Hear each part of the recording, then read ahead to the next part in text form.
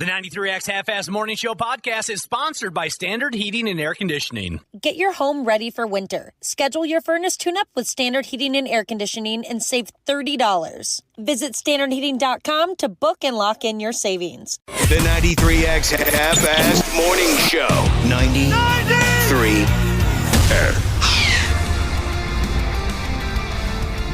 Ah, you dirty bastards. Here we effing go again. Welcome to the 93X Half-Ass Morning Show. And we are very grateful to have you. We certainly are. We made it up to Thursday. Josh, you'll likely be watching our local NFL club playing ball tonight, right? Thursday night football. Am I right about that? The Vikings? Yes, they're playing tonight, and correct. I'm looking forward to that. Every first down, you and the wife change positions. Essentially, yeah. So hopefully there's not many first down. Well, it kind of depends on the team, right? I try and pick the team that's least likely to score a first down because that can be exhausting. Score a first down. Did I say score? You know what I'm saying. That can be exhausting. I thought you said score, and I just repeated. I might have. I don't know. Yeah.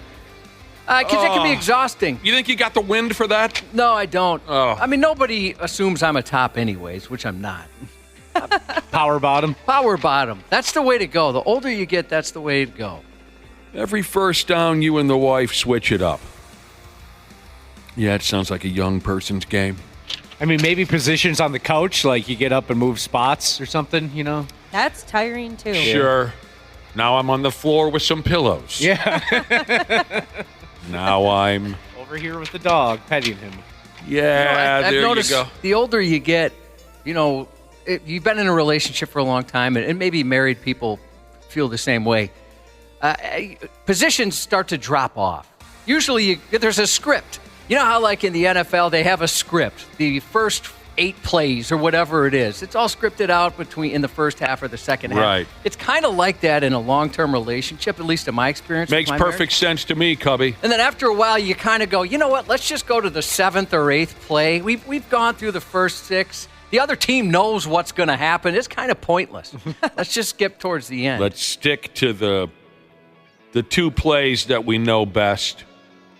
The ones that work. Let's simplify things. But You're right. Sometimes the wife will try and throw in a trick play. Yeah. Oh. Right? One that's like, this never works. Why do we do, another jet sweep? Come on now. I mean, No. You have to get pretty lucky for something like that to work. Yeah. I don't have the protection I used to have. My O-line gets exhausted. They're out of shape. O-line, O-ring. Getting muscle cramps. You damn right, Josh. You explained it perfectly. Oh, wow. We can continue on with some sexy stuff if you like. Nicole Kidman. You recognize the name? Yep. Yeah, she's relatively super famous. Yeah. I love her. Is she? She's pretty darn famous. All right, cool. Maybe not what she used to be, but she's pretty famous. I remember she was in that freaky deaky movie with Tom Cruise. Eyes Wide called- Shut? I really liked that one. Did you really? I did. It weirded me out a little bit. Yeah, that's why I liked it. Yeah, it was weird, and it did weird me out, but I enjoyed it. Nicole Kidman, okay, she's got a new movie. This one sounds dirty, too. She's got a new movie called Baby Girl. And this gal knows how to promote a movie, because I've never heard of it, right? The rest of you, have you heard anything about this movie? Have you heard about something in pop culture? Only this story. It's the only thing I've heard of. This is the first and only thing I've heard about. No, it. yeah, same And now thing. I kind of want to see it. Yeah, she knows how to promote a movie. So Nicole for sure. Kidman, here she is. Somebody asked her about this new movie, Baby Girl, and she said she suffered burnout while filming the movie from all the orgasms she had to fake. Sounds like a lot of my relationships. You faked some orgasms or the other way around? Other way around. Now, that makes most of us are going to say, okay, wait a minute, what the hell's going on with this movie? I got to find out more or possibly even see this movie. She didn't get burned out from the depth of the script or she does her own stunts, although this is possibly comparable to doing your own stunts. She didn't get burned out from all the travel to the exotic locations. She got burned out by all the fake orgasms she had to turn loose during the filming of the movie? I'd feel too silly. I don't think I could ever do something like that, especially in front of people. Even by myself, I But think. what about for that big money? Well, there is a difference there. You're right. The money. That adds something. But I don't think I'd be very convincing. Oh, God. Wow. Woo. Wow. What an orgasm. that was fun. Bang. That's what she said. That's So, yeah, I'm just a big dumb animal like a lot of the rest of us. Normally, when someone says, hey, gonna go out and see that new Nicole Kidman movie? I say, no. But now, I think I gotta maybe try to... I'll wait till that shows up on Max or something. Yeah, sure, close enough. Wait for it to come out on television. In a new interview, she says she suffered burnout. It got to the point where she had to take breaks. Break or cut. Is that what they do in the business? Cut. Yeah, on and she's TV got to they show go. that. She's got to get a Gatorade or something.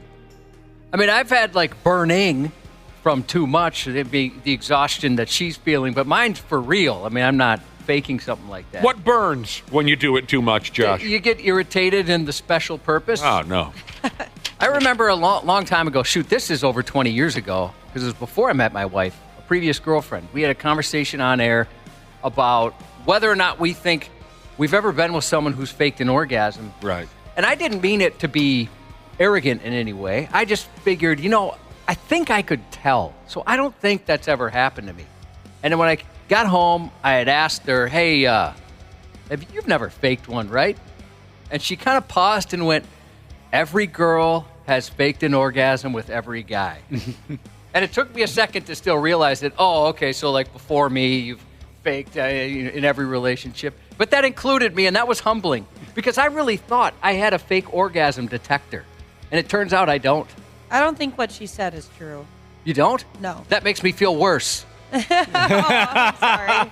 That makes me feel a lot worse. Ashley, you're disputing this gal's statement that every girl has faked an orgasm with every guy? Yeah, I don't think I. Is that how she put it again, Josh? Every girl? Every girl has faked it with every guy she's been with. I don't think I've faked With every an guy she's orgasm been with. since I was like in my early 20s. Okay, so One more time, say that again. Said I don't think I've faked an orgasm since my early 20s. well, aren't you maybe kind of in your late early teens. 20s now? Yeah, you're mid.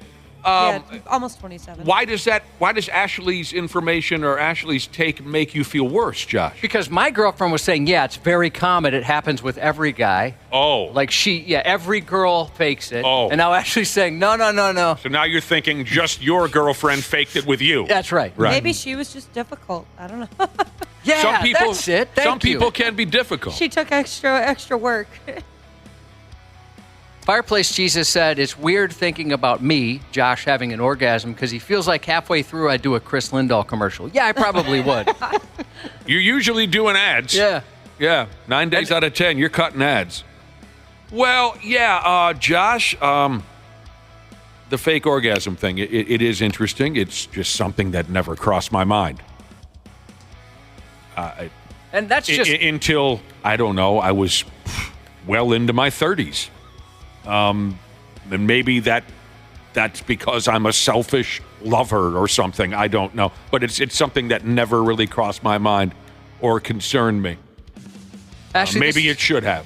This is killing me, Ashley. Will you get a doctor's note saying you're an anomaly? Sure. That you're 1 in 8 billion? Absolutely.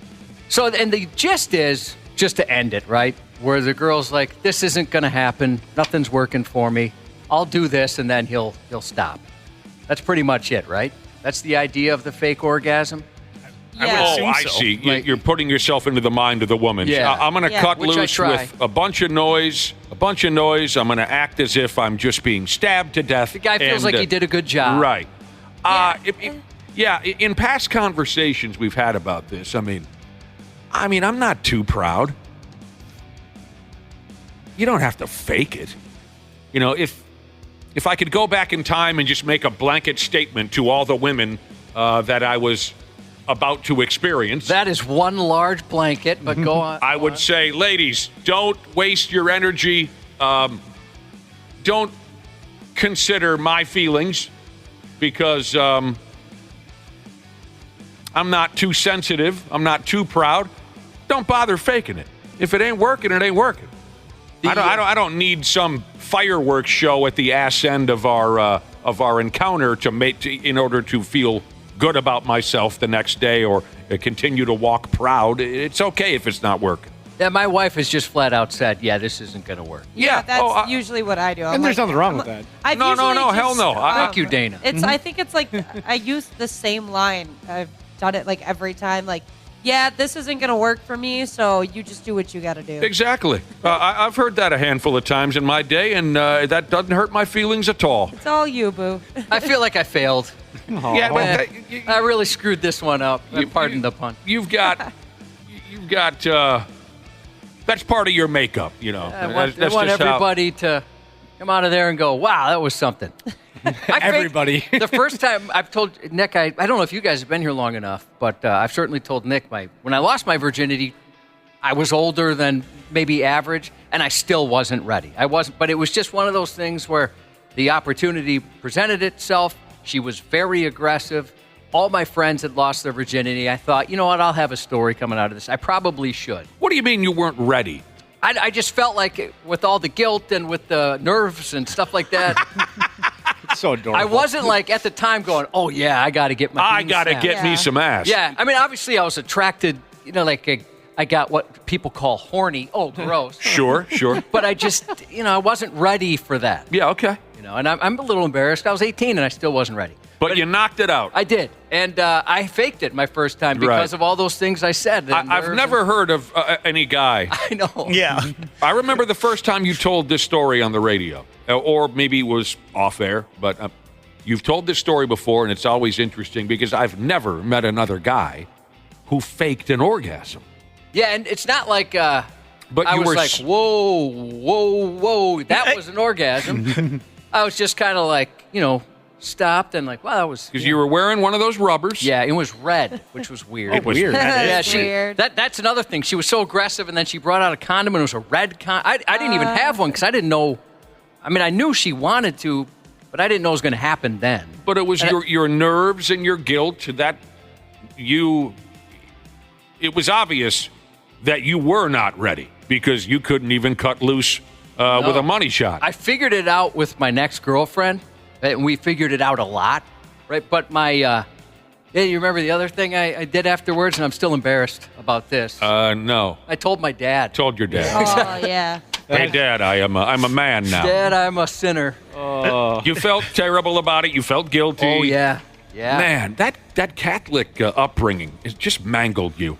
Yeah, I don't know if it's that or what. Maybe it's just mangled you. It's a weird makeup I've got. Back to old Nicole Kidman now is how we started this conversation. She's got a new movie coming to a theater near you. Arriving at a theater near you. And she says during the filming she had to fake an assload of orgasms, and it just wore her out. There were times, she said, when we were shooting where I was like, I don't want to orgasm anymore. Nobody come near me. I hate this. I don't care if I'm ever touched again in my life. Oh, wow. This better be one hell of a movie. I just looked it up. It comes out on Christmas Day. Take the whole family. Go watch it together. Are you serious? Yeah. What is it about? Do you have the plot in front of you? Yeah, she's a high-powered CEO, and she gets in a forbidden romance with a sexy young intern guy. A forbidden romance. Mm-hmm. Says You can't have that romance. A high-ranking CEO embarks on a forbidden romance with a captivating intern who is significantly younger. The dude is captivating? He's Yes. pretty captivating, yeah. Does look like looks like a handsome dude. What's the actor's name? Harris Dickinson. Shut up. You're joking. No one's name is Harris Dickinson. Oh, you think he's good looking? Yeah. Really? Yep. And in the trailer, he's in like a suit. Yeah, I don't know. You could put me in a suit, and I don't think I'd be very good looking. A suit makes men a lot, significantly more attractive. Oh, do you know who's going to bring the sexy in this movie, though? Antonio Banderas is in it.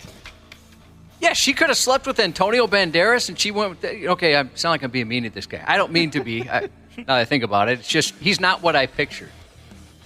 I hear you. All right. So, like I said, this Kidman lady, she knows how to promote a movie. Nice work. Yeah, heck yeah. Sorry you Sorry you had all those feelings and you still have those stresses and anxieties about orgasms, Josh. I'm thinking of more. Yeah. You Sorry. shouldn't see now. Now you're thinking back to every damn time you had sex with a woman and whether or not she was pleased or not. Yeah, and I think I have a couple where I'm suspicious because have you guys had this? And Ashley, I hope you haven't. I don't like the idea of men making noise. But have you had this where you're like, okay, it was so over the top. You're like, there's no way I'm that good. Absolutely no way I did that to you. Where it was almost annoying. Like, come on. Josh, I'm sorry to tell you this, but I've just never given that kind of thing much thought. Son of a bitch. Well, I'm just remembering now. There's a couple times where I was like, that's a little over the top. Well, let's get him on the phone. Let's ask him, Josh. I don't have that sexual prowess. All right, Dana, I'm going to send you some numbers. That's definitely what I want to do. That'll make you feel better. I mean, my attention has been grabbed in the past by certain physical or vocal reactions from a partner. Wow, that when I do this, it really makes you do that? You know, it's certainly been noticed, but I never spent much time thinking, is this real? Is this fake? I was just there. Josh, I was just hoping that both parties had a good time. Me That's too. all. That's all I want. But I never overthought the process as to what does that mean? Is this legit or not? Yeah, if it doesn't You're work for the other wired person, that way. it doesn't seem right. You're wired that way, and Eastbound at Sundown, Jesus said, telling your dad about losing your virginity out of guilt was possibly your very first humble brag. I wasn't bragging about it, and my dad didn't take it that way, I'll tell you for sure. yeah, you don't That know. was an incredibly uncomfortable Yeah. conversation. I bet. If you think that was a humble brag, you don't know Cubby. That sucked, but I had to tell him I felt so guilty about it. I've seen you when you've been uncomfortable, and I can picture young Josh approaching his dad for that conversation, and you were not in a humble brag pose. No. Yeah, I wasn't like Dad's going to be impressed. My dad, who is almost a priest, is going to be impressed by that. Dad! That, like, legitimately was about 2 weeks from being a priest. Mohawk Mechanic Jesus said, was it good for you? No. I remember thinking, I should really be enjoying this. Like, I thought, this isn't what the stories I've been told. Like, this is not... You couldn't get out of your own head. No, not at all. The all. entire time. Oh my God, what am I doing? This is wrong. I'm not married to this woman. I shouldn't be. It's filthy. Do I need to propose after this? Oh my goodness. Crap. I got to get married now. But certainly, you kind of took us in a different angle now, a different direction, and this is kind of fun to think back to, how everybody's different in the sack. Sometimes a certain move gets you nothing. And sometimes a certain move, the gal's head blows smooth off of her body. You know what I mean? Have you ever... How different people react and how different people, how vocal they are. It's very interesting to me. And how different girls can be, too, right? Where just, like, you might have something that you're like, oh, this has been dynamite for others, and it just does nothing for that new person. Right. What am I? Am I using my penis, or is it a tranquilizer dart? Are you awake? That kind of a thing. 2N Jesus, jeez Louise. She said when she gets loud by herself, it helps her finish. When she gets loud by herself. Yeah, it kind of gets herself going. That's awesome. Speaking of movies, real quick, I'm sure you guys have seen this gimmick before. This morning I watched a trailer for the movie Mrs. Who has watched the movie Mrs. Doubtfire, starring Robin Williams from, I'm going to go ahead and say, like 92, 93 in that wheel. Plenty of times. Definitely. Mrs. Doubtfire. On cable quite often. Oh, yeah. That's the year I graduated high school, 93. Was it 93? Yep. Oh, God, I was very, very close, if not correct. I'll tell you what, me and a pal, when we were, so at that point we were 22 years old, we were on our way out to see a Steven Seagal movie, I believe. Steven Seagal. He was hot in the late 80s and the early 90s with his overly violent karate movies. Oh, I loved a Steven Seagal movie during that period of my life. I still like watching the reruns. My favorite being Marked for Death. where he goes up against Screwface, the evil Jamaican drug kingpin. The secret of Screwface, Josh, is he has 2 head and 4 eye. If you remember the plot, to mark for death. So me and this pal we're in that violent karate movie mode, like we're pumped as we're driving to the movie theater to see this Steven Seagal movie. I forgot which one we were intending to see, but when we got there, it was sold out. Sold out. We were devastated. And then we thought, well, we're already at the stinking theater. Let's find something else to watch. And nothing really was appealing to us, and we F it. Fine, Robin Williams is a funny guy. We'll go see Mrs. Stupid Doubtfire. And we both had zero expectations, and it was funny because Robin Williams he was great. Was a naturally brilliant and funny guy. Mrs. Doubtfire. So what I saw this morning on the godless internet, a movie trailer for Mrs. Doubtfire that has been re-edited, recut into a horror movie trailer. Yeah, that one's pretty famous. That comes back every year. Oh, this is old? Oh, yeah, it started in 2012. Oh, well then, but we'll take a break and come right back on that. I thought maybe I would. This is older than The Hills. Oh, yeah. Oh, well, FC running. They've done a few different versions over the years, but yeah, this one comes back every year. Hello. Yeah. I've never meant this more sincerely. I'm sorry I blew up. Yeah. Darn it. Are there more of these that I can watch? Yeah. There's it's funny. They do like those, and the Honest trailers are sometimes pretty funny. I know there's one where they made Back to the Future look like a romance between Marty and Doc. Yep. Oh, for the love of Christ! This is a whole thing, and I haven't. I missed it until today. I haven't been a part of this. Oh, it's kind of fun when this happens all the time. Oh, I'm having a good time. I'll tell you what, but you guys already know this. This fake Mrs. Doubtfire horror movie trailer, boy, it works. It works. I'd see that movie for sure. Yeah, they really made it seem creepy. Yep. Well, remember the Winnie the Pooh, Blood and Honey? When that trailer first came out, people thought it was one of these, because they'll take it like a normal, mostly innocent thing, and then they make it into a horror movie or something else. All right, someone send me some links to the website where I can see more of these fake movie trailers. What do you call it? I've only seen them on YouTube. Yeah, okay, YouTube. What did you call it? An honest movie trailer? Those are different. Oh. Yeah, so where it's not honest at all, but they're just saying, well, here's the subtext, right? There's a funny subtext in it, like the romance between Doc Brown and Marty McFly. I got to see more of these sitcom movie trailers cut into a horror movie. That's brilliant. The Toy Story one's pretty famous, too. Yeah, and I think a lot of them, you just type, like, the name of the movie and then horror recut. Well, I had a hell of a lot of fun. I'm sorry that this is 12 years old. Oh, it's fun. It comes back every Halloween. Yeah. That's one of the more famous ones. You're a famous one. Nope. A famous radio personality. Yeah, right.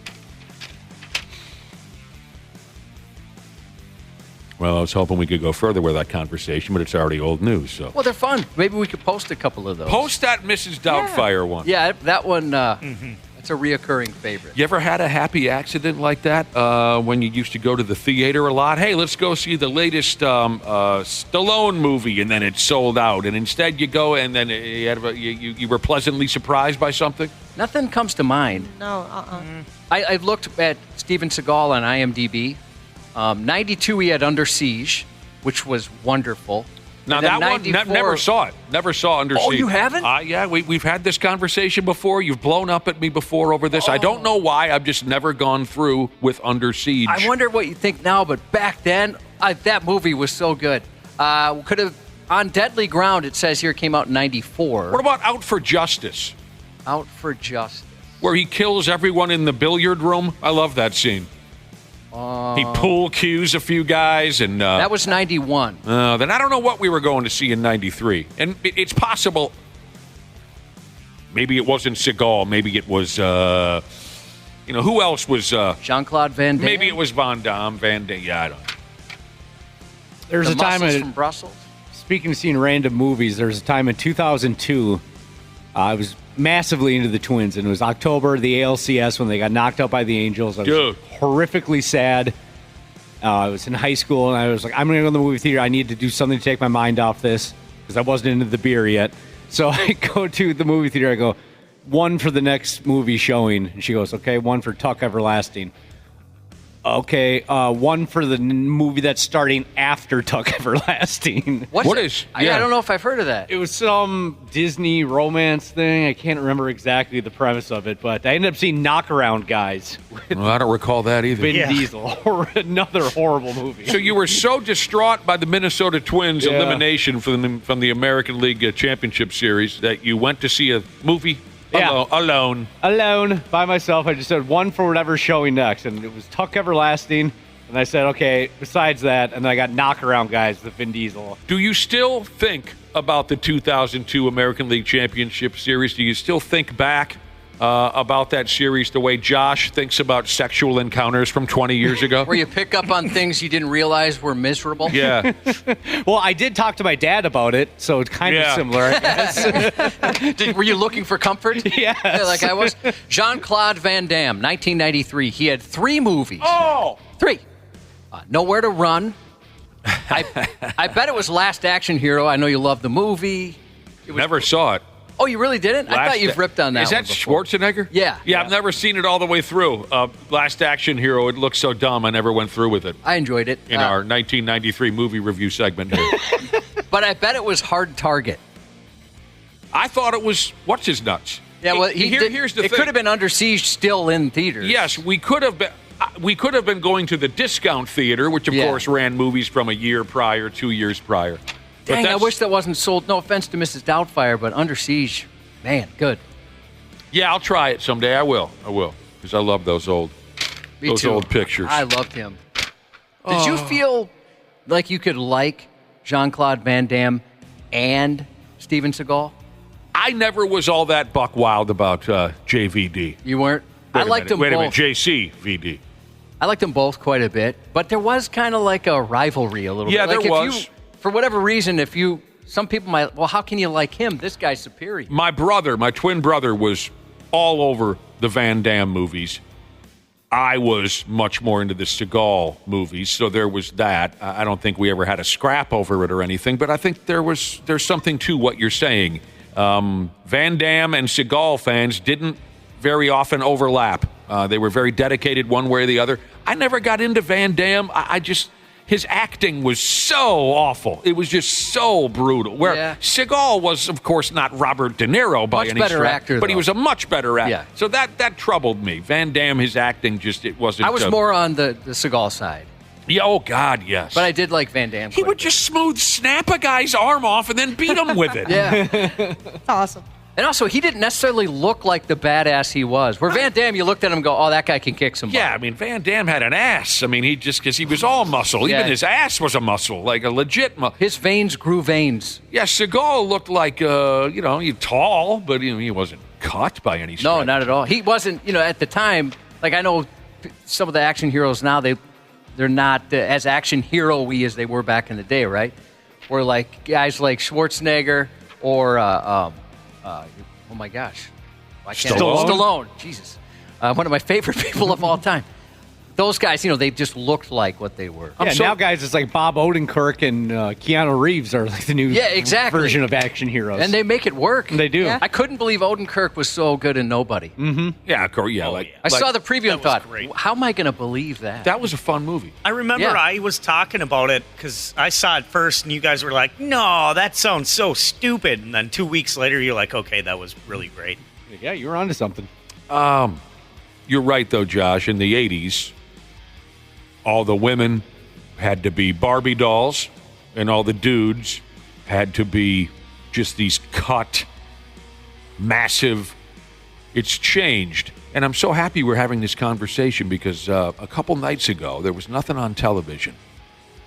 And I ain't kidding you. I almost even got a little emotional. I was having so much fun because I flipped on my television, and I just got lucky. I sat and I watched all of Rush Hour and half of Rush Hour Part 2 with Jackie Chan. And He's of course Chris Tucker. But if we're talking about action stars and you don't necessarily need to be a powerlifting, chiseled Greek god to play that role, Jackie Chan was absolutely brilliant at what he did. And I love the first 2 Rush Hours. The only reason why I only watched half of Rush Hour 2 is because it got to be about 11 o'clock or so, and I had to hit the fart sack. But I'm telling you, I love those movies so much. And just, I was smiling in ear to ear watching some of those friggin' karate scenes with Jackie Chan. I always thought he was one of the more creative of all, that genre. He's just the props he'd use, like he'd do like a butterfly kick and he'd kick a stapler through your eye. There's always something unexpected. He'd use props so well. Dude, you're exactly right. You just got a text about Chuck Norris, and whenever you bring up movies like this, someone has to bring up Chuck Norris. And I'll go ahead and say it again. Not trying to start trouble with anybody, but he never appealed to me even a little bit. I don't know what it was about Chuck Norris. It just never did a damn thing for me. I liked him, but didn't understand why he got so much praise. Well, no offense to him. He got that praise because he was a legitimate fighter. I understand that part of it. That's usually the argument a Chuck Norris fan throws into the mix, is that he was legitimately a lethal weapon. He beat Bruce Lee's ass in 1976 or what. I get that part of it. But just his movies, his acting, it just never.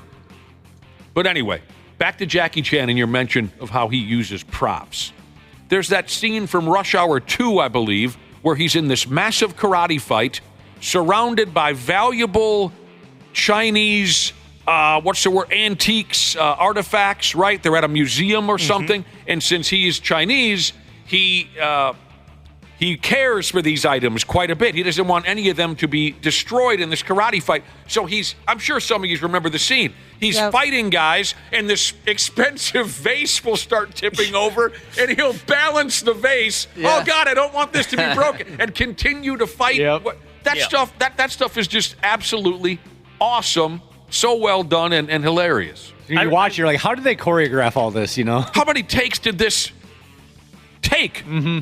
I remember in Rush Hour 2, one of my favorite lines, one of the dudes gets kicked out a window, he lands on top of a car, and then Chris Tucker goes, damn, he ain't going to be in Rush Hour 3? I absolutely love that Chris line. Tucker's so Chris good. Tucker, yeah, we could go on about that, too.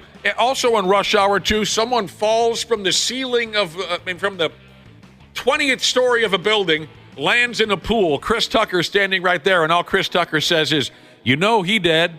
Anyway, we're going on and on. Did you ever see the Raid movies, if you like that style? Like Raid? Fighting? Raid? Never saw it. I bet you might like those. All right. Yes, those are pretty badass. We got to get going again. But you're a wonderful, wonderful, wonderful crowd. Randy Shaver going to duck in at 7:30 at 8:20. Another visit in studio from Dr. Andrea Johnston from Gehrman Animal Hospital. So start thinking about any questions you have about your friggin' house pets, because that's her gig. And she's the best in the business at it. She'll answer your concerns for you. But one of our first moves will be coming up next. We'll get to the stupid news. We'll be right back. Half-assed morning show. They're loud, they lose control, they do their little circus act. They're a nuisance. 93X. Our technicians are geared up and ready to make sure your system is running reliably this winter. Regular maintenance from Standard Heating and Air Conditioning helps prevent costlier breakdowns in the future, and we know they always happen at the worst time. Hey, Ashley here. Get your home ready for winter. Schedule your furnace tune-up with Standard Heating and Air Conditioning and save $30. Have a boiler? Save $40 on your boiler tune-up. Visit standardheating.com to book and lock in your savings. Stay cozy, stay ready. Robinhood's Hood Week is here. 12 days, 3 legendary offers, and unlimited bonus amounts. Earn 3% on IRA transfers with Robinhood Gold, 2% on transfers with at least a $10,000 margin balance, and 1% on brokerage transfers until October 27th. Hood Week ends soon, so visit Robinhood.com/HoodWeek. Investing is risky. Bonus offers subject to terms and conditions. Visit Robinhood.com/HoodWeek for more information. Margin is not suitable for all investors. Robinhood Gold is offered through Robinhood Gold LLC and is a subscription offering services for a fee. Brokerage services offered through Robinhood Financial LLC, member SIPC, a registered broker-dealer. This episode is brought to you by Progressive Insurance. Do you ever find yourself playing the budgeting game? Well, with the Name Your Price tool from Progressive, you can find options that fit your budget and potentially lower your bills. Try it at Progressive.com. Progressive Casualty Insurance Company and Affiliates. Price and coverage match limited by state law. Not available in all states. Stupid news on the Half-Assed Morning Show. Stupid news report coming up. But first, we had a conversation earlier this morning about orgasms and action movie stars. Two separate conversations. I don't think we crossed those two subjects over. That would be a little strange. But when we started talking about action movie stars, we talked about some of the greats: Steven Seagal, Van Damme, Schwarzenegger, Stallone, Chuck Norris. And we got to talking about Jackie Chan. He and Chris Tucker in the wonderful Rush Hour movie series. At least I watched the first two, and they're two of the most fun movies I think a person can watch. I didn't go any further than that. I thought they made 3 or 4 of them. I don't know. But a listener brought this up. We were talking about some of the great lines that Chris Tucker, alongside Jackie Chan's incredible skills on display in those Rush Hour movies. And Chris Tucker handled himself very well also in the karate department. I wonder how long and hard he had to train for that. But we talked about Jackie Chan. We started talking about some of the great lines that Chris Tucker had in those movies. And a listener brought this up, and I think it should get recognized. Which one of y'all kicked me should go down should go down as one of the greatest lines in movie history. I agree. Now, it never will be lumped in with stuff like, are you talking to me? There ain't nobody else in the room. You must be talking to me. It's never going to be lumped in with De Niro and Pacino and this and that, but it should be. Which one of y'all kicked me? It's brought up a lot, so I think it's, people know. I mean, that was so good. It was such a perfect scene. So perfectly done, so perfectly delivered, the facial expression. Yes. Thank you for bringing it up. A listener reminded me. Which one of y'all kicked me? Because he genuinely looked like, wait, seriously, which one of y'all kicked me? It was so fast and out of nowhere.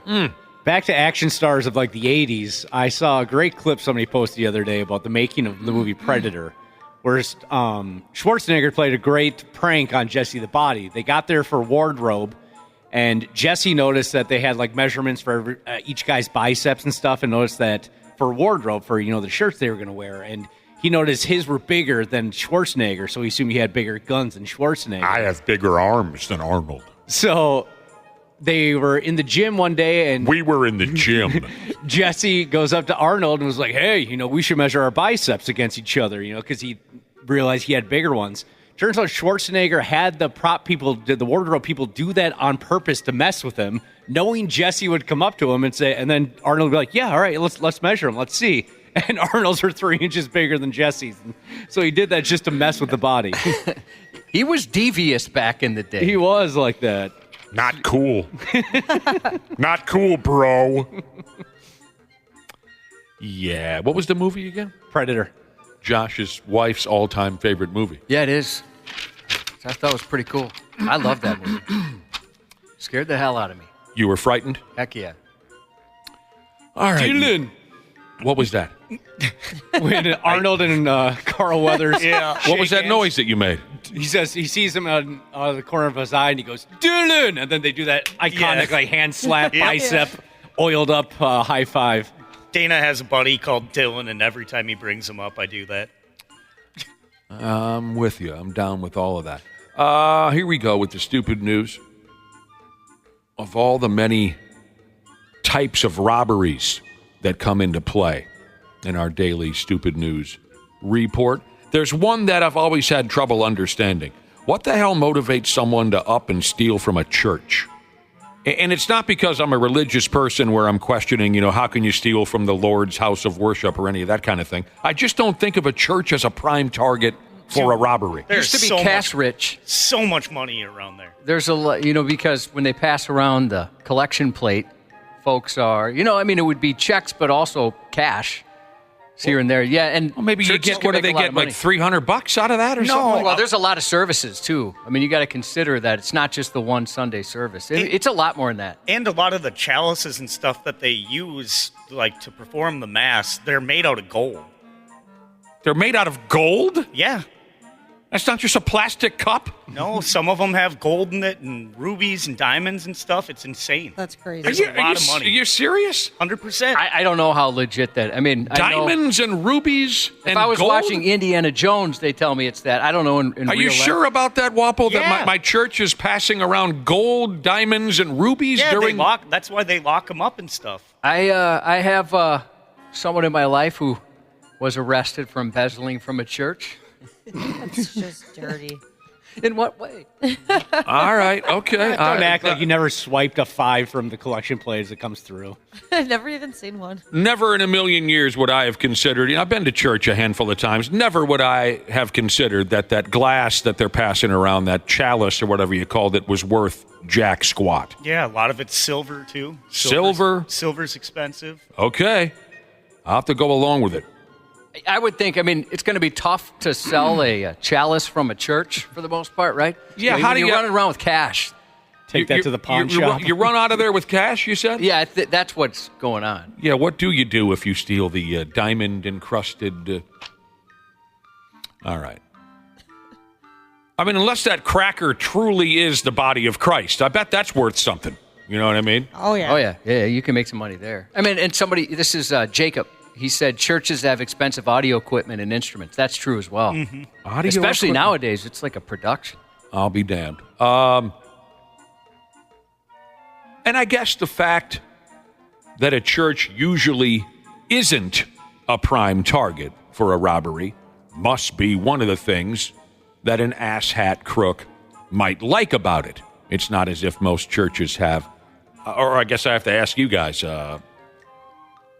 a lot of security guards hanging around at the church? No, not like at a bank or a convenience store. Depends on the one. Yeah, there's certain churches that would certainly have that. All right, obviously I'm not familiar with what goes on at the... certain religions are targeted, right? So they'll have security guards. Oh, for Christ's sake. Okay, I'll start this over again. Welcome to the Stupid News Report. I don't know a single thing about churches these days, but they get robbed once in a while. Well, and I think a lot of churches are open 24 hours, so you can go in there and pray and stuff like that. Yep. Open 24 hours? I bet the doors are just wide open. I also thought that was just in the movies. Where the main character goes and finds himself. It's also 3 in the morning, yeah. you're high on heroin, you just killed somebody, you walk into a church, you kneel down. The priest is always... There's always a priest who's wide awake who walks up and says, what's going on? Is that... All right. I know nothing. A 20-year-old kid by the name of... here's a peckerhead I'm going to tell you about. He has made church robberies his thing. This is his vibe. It is. He's a 20-year-old by the name of Jeremy Lang. He's been arrested for robbing 5 churches over the past month down there in the southern part of the United States. It says here it's possible that he's robbed even more churches than the cops are currently aware of. Part of what got Dinkus busted was when the police looked up this and that on Jeremy's cellular telephone, they found incriminating searches on his telephone. Things like how to cut a shirt into a mask. Now, that's something I like to believe I could probably handle without having to do a Google search. But he searched how to cut a shirt into a mask. He also brilliantly searched where do church keep money? And do churches have safes? Let me ask the inside guys. Josh, do churches have safes? They do. How do you guys know all this stuff? Well, my parents worked at a church. Oh. Yeah, my parents did, and too. so we used to spend a lot more time at church than you think. Yeah, and it's different now, right? Because they can take money out automatically from your accounts. They can pay digitally. But back in the day, there was a ton of cash. All right. I'll never ask that question again, why a church is a target for a robbery. This stupid-ass kid is also facing charges for drug possession and gun possession. Drugs and guns and robbing from the church. That's how this dude does it. Oh, I'm not going to say the name of this person in case they don't want it out there. He said, just ask my ex-wife how it's done. She scammed 2 churches to pay her rent and live on the church-owned property for over a year before they caught on. Wow. She was just, what's the term these days? She was squatting at the church? Yeah, I'm not sure. That's crazy. Unbelievable. All right, if you pay attention around here, you know that remote control vibrating butt plugs helped the general public become aware of championship-level chess tournaments. Before the butt plug scandal from a few years ago, and if you don't know it, I'm not going to retell the story, look it up. Before the butt plug chess scandal from a few years ago, not too many of us had a friggin' clue about big-time chess competitions. Not too many of us. What a great story it was. Since then, we've learned that championship-level chess, like any other major competition, can bring out the best and the worst in its competitors. Guess which one we're interested in. So here we go again. A teenage chess grandmaster, Josh. Pretty cool name. A teenage chess grandmaster was arrested and disqualified from a recent championship tournament in St. Louis, Missouri. This is why he was disqualified. This is why he was arrested. The kid lost his game of chess, and then he flipped smooth out. Just came undone. And during his little tantrum, he allegedly upped and punched a random lady in the crowd. Oh, man. That's something right there. Just crack some lady. He's a 17-year-old kid by the name of Christopher Yu.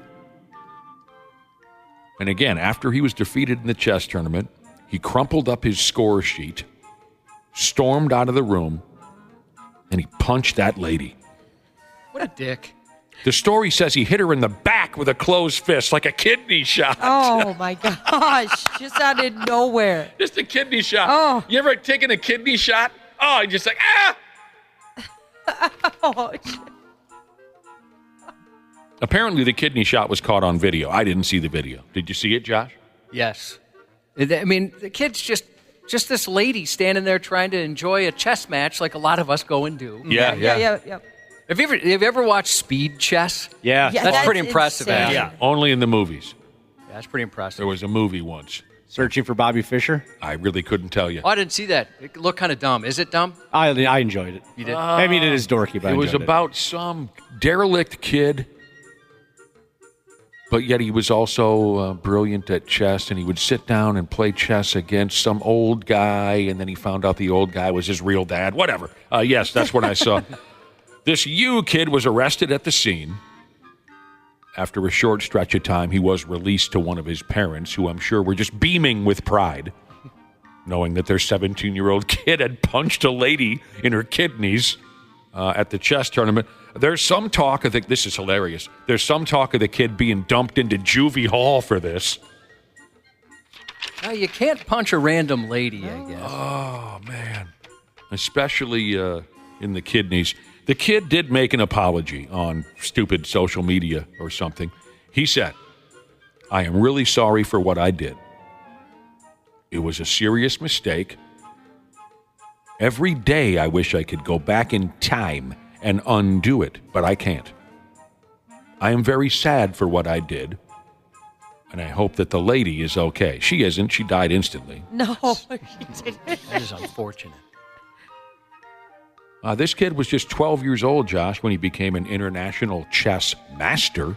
He achieved grandmaster 2 years ago. The fame got to his head.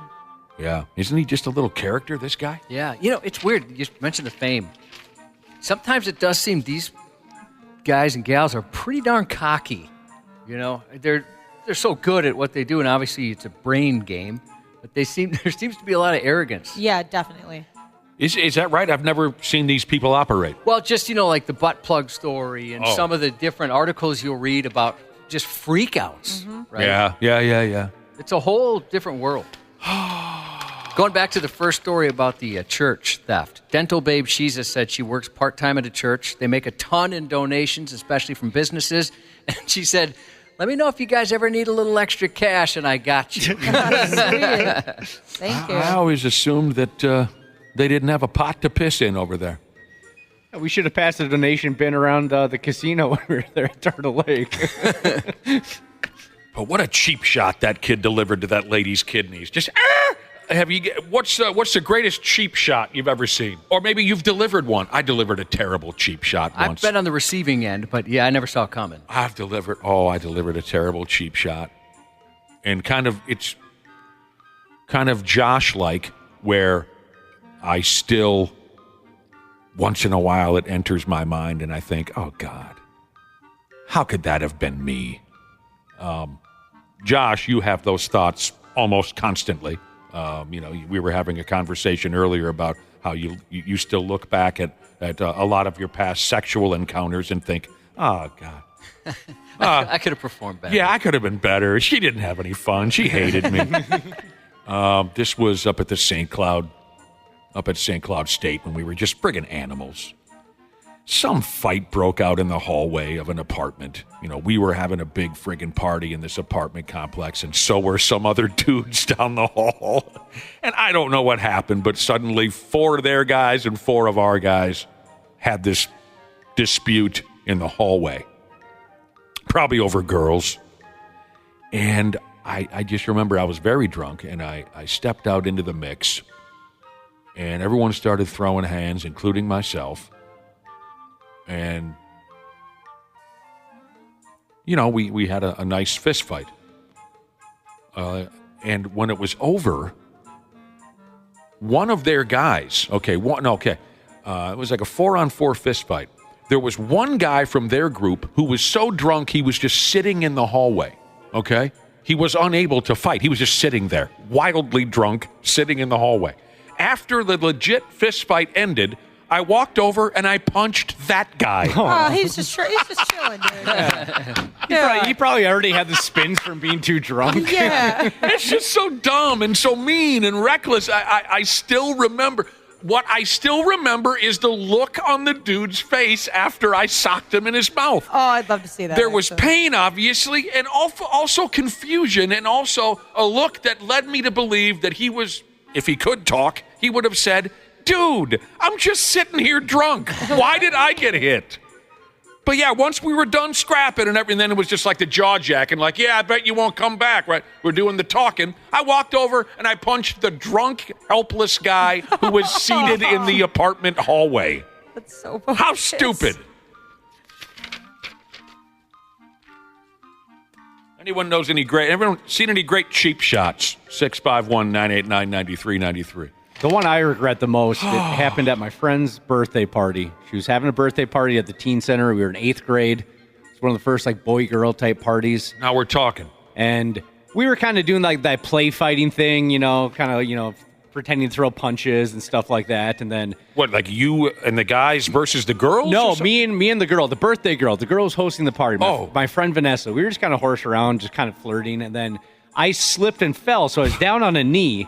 And she grabbed my hair, pulled my hair. So my instinct when I got my hair pulled was to get her to stop. So I just throw a punch, and I hit her right in the vagina. Oh yeah. I remember you telling us about the vag punch. Right in the pelvic bone. And she dropped like a sack of bricks in horrific pain, just holding her vagina, rolling around on the ground, just screaming. Did you get a 10 count? Did you win? Yeah, I think I did. I would never forget that. It was her birthday party, and she got punched in the vagina. By a boy, too. Oh, my God. I'd love to hear that sound. Oh, she shrieked. Like you're plunging a toilet or something. Do you think it's like the clip from wrestling? My hole. I bet it kind of was like, kind of. And I was so young, I didn't realize there was the pelvic bone was down there, I didn't know too much about the female anatomy at that point. So it almost kind of hurt my hand. I punched it so hard. No. Just a pelv shot. Well, I've never punched a woman, but I did accidentally punch a friend in the face. It was really his fault. We were messing around, just like you said, Dana. We're on a couch, and I had my arm holding his chest, so I was pinning him to the back of the couch, and I'm punching him in the stomach, right? Mm-hmm. Not full force, but just we're messing around.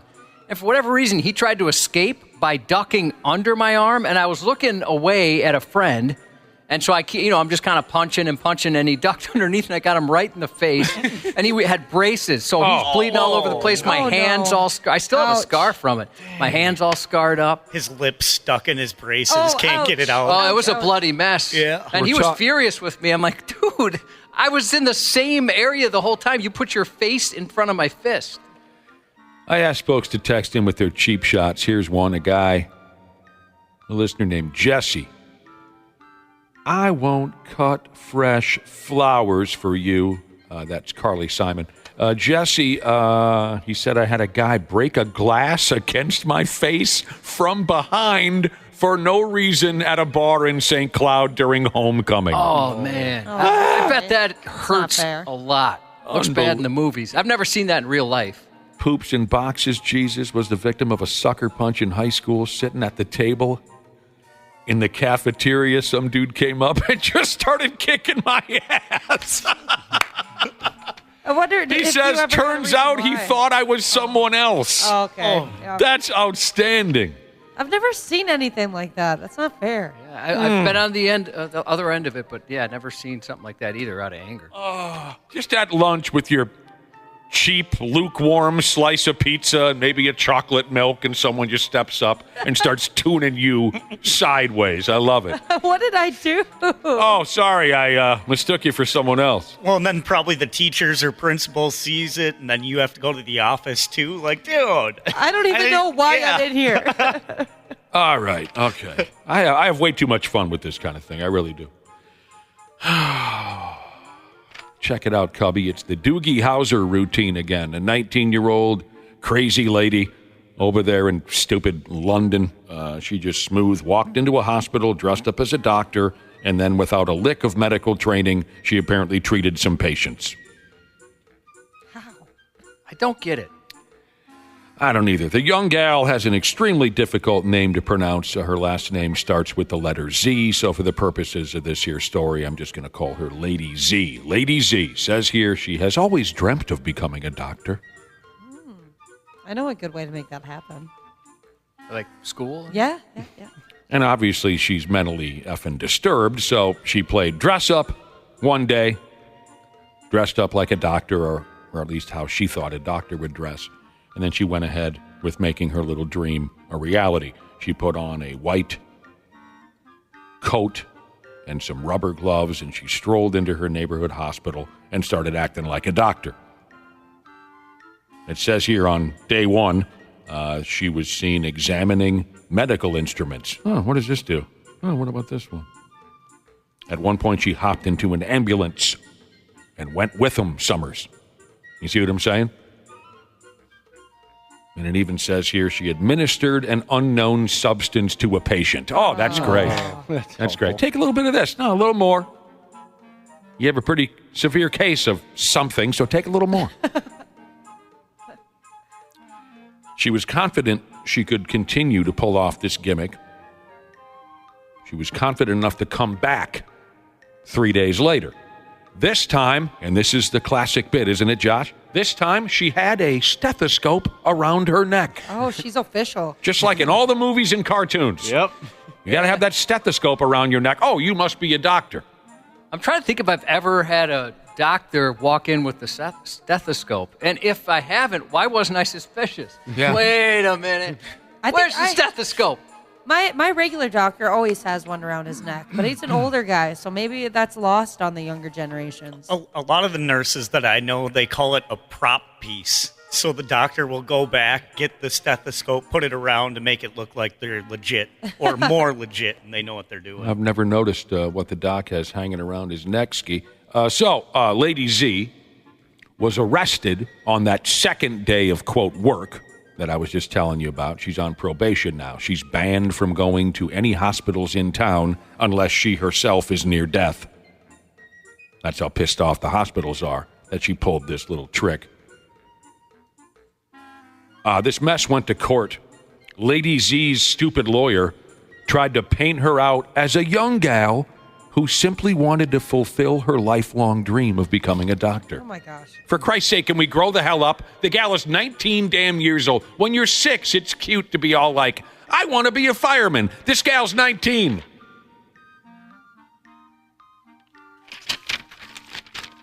And who knows what dope she dropped into some poor bastard's yap there at the hospital. You know what I mean? Yeah, this could have gotten a lot worse. She could have killed a lot of people. Jesus Or Christ. A couple, at least. She could have killed a couple people. Man. All right, heads up, Halloween dorks. Oh, God, I didn't see what time it was. I better go fast. If you're looking to be a scary character this Halloween, you should know this here. Word is a do-it-yourself vampire fangs gimmick out there, Summers. But dentists say it's dangerous. Dangerous, I said. The problem is, once you plug those scary fake vampire fangs into your cake hole, you can't pull them back out again, and then you pass away. They actually look really cool, so this is a bummer. You can see them on 93x.com, too. Apparently a TikTok dork lady, she couldn't pull the vampire fangs out of her word hole. She made some of those internet videos to show everyone what was going on. She tried every damn thing. For 2 hours, she couldn't yank the fake teeth. She couldn't get them to give way. And here's where the gal went wrong. She attached the fangs to her teeth using nail glue. Oh, no. Oh, no. Oh, no, that stuff is insane. So this is the gimmick that's all over YouTube or whatever. What did I call it? TikTok. Yeah. And dentists are saying, don't make the same mistake this dork lady did. She put the fangs in her word hole, couldn't get them out because she used nail glue. In one of her videos, the gal says, and I love this, this is so young person type of a vibe. The gal says, okay, I need actual help. Why is everything actual now? Everything is, have you noticed that? Yeah. Actual this, actual that. Okay, she said, I need help. I used nail glue. How do I get them out of here? That's so bad. Wasn't it last year dentists were telling people don't file your teeth because that was a big trend? They took like a nail file and were just filing down their teeth to fangs. Yeah, people are still doing that. I used to work with a woman who, after she left here, she did that. I kind of liked the look. I got to be honest. There was something about it. Yeah, it looks good on Dee Snider, lead singer of Twisted Sister. So don't use nail glue to put your fake, stupid vampire teeth into your mouth. Yeah, that stuff is toxic. There are other people who You're have had the same problem. Oh. Yeah, you create a toxic work environment. You do. You're toxic. I do not. There are safer options than nail glue, like what they call here denture glue. Ask your grandmother. She's got some of that swill in her bathroom, I guarantee it. We had Oh some. my gosh, I never thought of using that for vampire teeth. That is so smart. Talk to your grandma. Or they say just go ahead and buy the damn $2 plastic vampire fangs that slide on over your real chiclets. Those suck. Yeah, they do kind of suck. They So hurt. much spit, too. Yes, so Sports on the 93X Half-Assed Morning Show. I've actually never eaten my boogers. It's a tough look to try and defend because that video is a little incriminating. Yeah. I can tell you that there needs to be a side view that shows that there wasn't a boog that actually went in the mouth. Karen Rogers, he said he's never eaten any of his or anybody else's boogers. Did you guys watch that interview? I'm not buying it. No. No, I'm furious, actually, Josh, at you. For what? Because you didn't remind me that Tuesdays are the day or Wednesdays are the day that Karen Rogers... No, I did remind you. I did remind you on Tuesday. Wapple, back me up. You know I never, ever want to miss an appearance by Karen Rogers on the Pat McAfee Show, and you did not remind me. I did remind you. I know you're forgetting. I got to say, he handled that well, Aaron Rodgers, and he kind of had a look on his face like, yeah, that looked bad. He didn't really deny what it looked like. He admitted that really looks like I ate a booger. God dang it. Sometimes I kind of like the guy, and I hate myself for that. I love the guy, and I love the Pat McAfee Show, and when those two are on together, it's can't miss television, and you let me down. Well, Josh, the good news about kind of liking him occasionally is he's always quick to give you a reminder of why you don't like him. It doesn't take long. No. Oh, you're right. Yeah, the first episode, I felt so bad for him for Hard Knocks. I was like, oh, man, everyone's got him wrong. Second episode, there he is. Yep, there's the douche. Here's the deal. There's plenty Nick, going on. You said, I'm sorry to harp on this, but yes. you said like all these nice things about you like Pat McAfee, you like Aaron Rodgers. And love. I said love. Oh, you said love. Yes. I'm sorry. I can't help but think when you said it, you didn't mean it. What? I don't know if it was, see, and even when you did that. What? Tone of voice. Who do you think you're talking to? Maybe this is me. I didn't sleep a lot. I'm not the kind of guy that gets sarcastic about things like that. Love those guys. They're so incredible together. They're so funny. All right, lots going on tonight. Pigs, Wolves, Vikings. Speaking of the Viking game, we'll get some schmuck listener on the air later to make some guesses as part of our Purple Pick'em routine. Looking forward to talking to that individual, make some score predictions for tonight's ball game. We'll talk about some Vikings trade rumors that are going around. And before we go, real quick, I know I'm running late, but earlier on, I was telling a story about when I dumped a terrible cheap shot on a guy during a fist fight 35 years ago. I asked our listeners to text in any great stories of a solid cheap shot. Fish and Chips Jesus texted in and he said his grandpa many years ago was just sitting on a bar stool having a drinky drink, minding his own business is how you say it, minding his own business. Out of nowhere, a guy walks into the roadhouse there, walks through the door, punches him in the noggin from behind, knocks Fish and Chips Jesus' grandpa clean off his bar stool. And his grandpa gets up and says, "What the hell did you do that for?" And the guy says, "Oh, I'm sorry, I thought you were somebody else." Oh, man, that sucks. Grandpa got up and said, "Well, make sure you get the right guy next time," and run right back to his drink. Wow. Sounds like a lot of these cheap shots, they don't know who the person is. Yeah, you want to know can't your argue with that. Intended target. We got to take a little break, Ski, but don't go anywhere because Josh's news report's coming up next. Half-assed morning show. They're loud, they lose control, they do their little circus act. They're a nuisance. 93X. Our technicians are geared up and ready to make sure your system is running reliably this winter. Regular maintenance from Standard Heating and Air Conditioning helps prevent costlier breakdowns in the future, and we know they always happen at the worst time.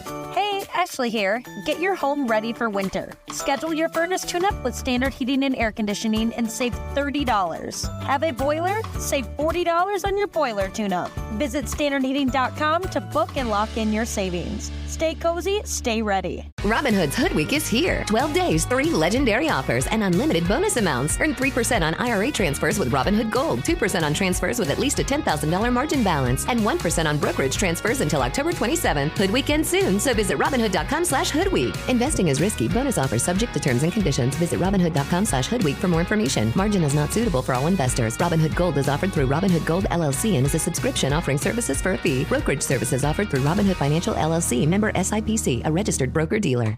The Jim Jackson Show isn't just another NBA podcast. Of course, I'll break down everything about the league that I played in for 14 years and now cover as a broadcaster. There will be plenty of interviews with the biggest players, personalities, and insiders in the NBA. I say there's more to life than ball. That's why on this podcast, I'm going to delve into other passions, maybe business and maybe travel. I love lifestyle. The Jim Jackson Show, wherever you listen. Half-assed morning show. 93X. I'd like to have a welfare check done. Students at the school that I work at, there's a 10-year-old in the house and 2 7-year-olds. Basically, we think they are home alone and that mom is in Texas. A 32-year-old Ohio mom might end up in jail after leaving her 3 young kids home alone for a few days while she left the state to be with a friend getting surgery. Liposuction surgery. That's pretty serious stuff. And nothing you can do about that. Nope. You got to get rushed in. Mm-hmm. Police say her kids, a 10-year-old girl and a 7-year-old twin girls with special needs, by the way, were left in a messy apartment for 3 days without a working phone. So she abandoned her underage special needs kids to comfort someone who couldn't say no to carbs. Someone getting a new ass or something like that, right? When police arrived, they found the kids by themselves in an apartment described as a complete mess, trash everywhere, and unknown liquid on the floor. That apartment needs some liposuction. It does. It was gross. The prosecutor pointed out that the mom barely kept in touch with her kids while she was away, saying, remote work is one thing, remote mothering is another. But she wasn't checking in, the prosecutor said. The kids were eventually taken to their grandmother, who told police her daughter was in Texas with a hospitalized friend. But to make things worse, the mom wasn't honest with her own mom about where she was or why she was there. Grandma didn't know her daughter was actually 1,300 miles to the east. And while the friend was recovering, it wasn't from a life-threatening medical condition, as she was led to believe, rather an elective procedure to look better in a bikini. Police tracked the woman's phone and learned she was in Florida, not Texas. When they confronted her, she changed her story, saying she had to be in Miami because her friend needed liposuction. When the officer spoke to her, she insisted her kids were fine on their own, to which an officer quickly responded, "Not when you have 2 kids with special needs." The missing mom is set to face a judge next Wednesday. On top of all that, she lied to her mama. Her own mom. You know who would never do that, right? Who dat? Mr. T. No, he loves his mother every day. Yeah. Not just on holidays. A 36-year-old DoorDash driver was lured to a Chick-fil-A parking lot by a former fling and ended up in a showdown with her angry husband. The 35-year-old woman convinced her ex to meet up at the fast food spot in southwest Houston, but it wasn't nuggets she was serving up. Her 48-year-old husband was hiding in the back seat waiting to spring a trap. When the unsuspecting guy got in the car, hoping to get it on, the woman tried to drive off, with him still in the vehicle. Out of nowhere, the husband popped up like a bad horror movie, choking the man and pressing a gun to his head. God dang. He tried to make a break for it, but the husband shot him twice, once in the thigh and once in the foot. Weird. Just to make the message clear. The couple didn't stick around for dessert. They fled the scene, but later turned themselves in, giving conflicting stories to police. The victim, who'd broken off the affair months ago after his wife found out, said the husband told him that he had to die for dishonoring his wife. Alleged that you were both married to other people, and when the complaining witness's wife found out about the relationship, complaining witness broke off the relationship. To make matters worse, the woman apparently wasn't ready to let go of the romance and kept showing up at his place of work after the breakup and his home. Now he's worried they may come after him again. So the lady was in on this bit too? Yeah, she was her plan. It was her plan. With the husband. Shady. But supposedly she came up with the plan and the husband was all in because he felt she was disrespected. Well, that's just terrible. A cell phone in the pocket of a 36-year-old man shot during a road rage incident in the Vag likely saved him from serious injuries. A Savage Police Department spokesperson said there was a bullet lodged right in the center of his cell phone. He said, adding about 20 years as a police officer, he'd never seen anything like it. His work phone was actually steaming, and he pulled it out. There was a bullet inside his work phone from his hip pocket, a witness said. The Savage Police Department confirmed this is being investigated as a road rage incident, which started just before noon Monday with a dispute at an intersection. Then the shooting happened about half-mile away. At the time, the victim was in his work truck. Savage Police said they're still investigating and asking the public for any video that can help or provide tips. If you ask our TV pal Janelle Klein, she'll tell you as a reporter you're used to the unexpected, maybe a fiery speech, an awkward handshake, or a stray comment which becomes tomorrow's headline. But what you don't expect is to leave a campaign event with a fresh hole in your arm, which is exactly what happened to a TV reporter in Illinois. The 32-year-old was covering the action at a shooting range campaign event for a U.S. Senate candidate as attendees aimed at targets in the backyard of a private residence Tuesday. Then, out of nowhere, blood started trickling from his arm. Turns out he was grazed by a fragment which ricocheted off a target. The candidate, a Marine vet with 13 years of service under his belt, was the only one firing at the time and sprang into action. Cool under pressure, he whipped off his belt, used it as a makeshift tourniquet, and applied gauze to the wound. Later, medical tape replaced the gauze, and the reporter got checked out at a nearby hospital just to be safe. Despite how things could have turned out, everyone seemed to have a pretty good sense of humor about that incident. We had like 4 first aid kits here, and I'm pretty proud of the fact that we had that. We were able to take care of the situation. I hope your arm's feeling better, brother. And we'll have to get you to sling around downrange here and maybe blow up a Coke bottle, huh? While the reporter said it wasn't your average day on the campaign trail, he seemed to have a good sense of humor about it as well. However, social media was pithed. Reason number 10 million to stay away from political events. Yeah. If you work in radio, you always assume you'll lose your job to a younger, cooler radio host, but you never expect the new guy to be a literal Polish robot. A Polish radio station sparked controversy after dismissing its journalists and relaunching with AI-generated presenters, just like the DJ 3000 from The Simpsons. This is the DJ 3000. It plays CDs automatically, and it has 3 distinct varieties of inane chatter. Hey, how about that weather out there? Whoa, that was the caller from hell. Well, hot dog, we have a wiener. Man, that thing's great. Don't praise the machine. Weeks after letting its journalists go, Off Radio Krakow relaunched with what it's called the first experiment in Poland with journalists that are virtual characters created by AI. The station said its 3 avatars aim to reach younger listeners by discussing culture, art, and social issues. You got to discuss culture, or the young people just won't hang with you.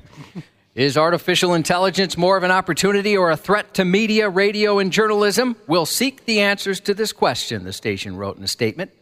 The change got national attention when a 31-year-old journalist and film critic who recently hosted a show on the station published an open letter protesting the move.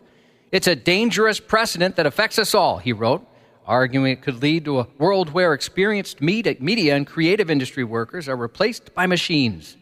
A government minister weighed in, saying he'd read the journalist's story and believes legislation is needed to regulate AI. The station, that is, insisted no journalists were fired because of the AI, but because its listenership was, quote, close to zero. How did it sound? Did you listen to any audio of the robot DJ? I streamed it, and it was just music the whole time. Oh. Yeah. Well, and it was some decent music, I gotta say. Good tunes? Yeah, I've never heard of any of those artists, but I thought, wow, they got a couple of jams. That news is concerning to me.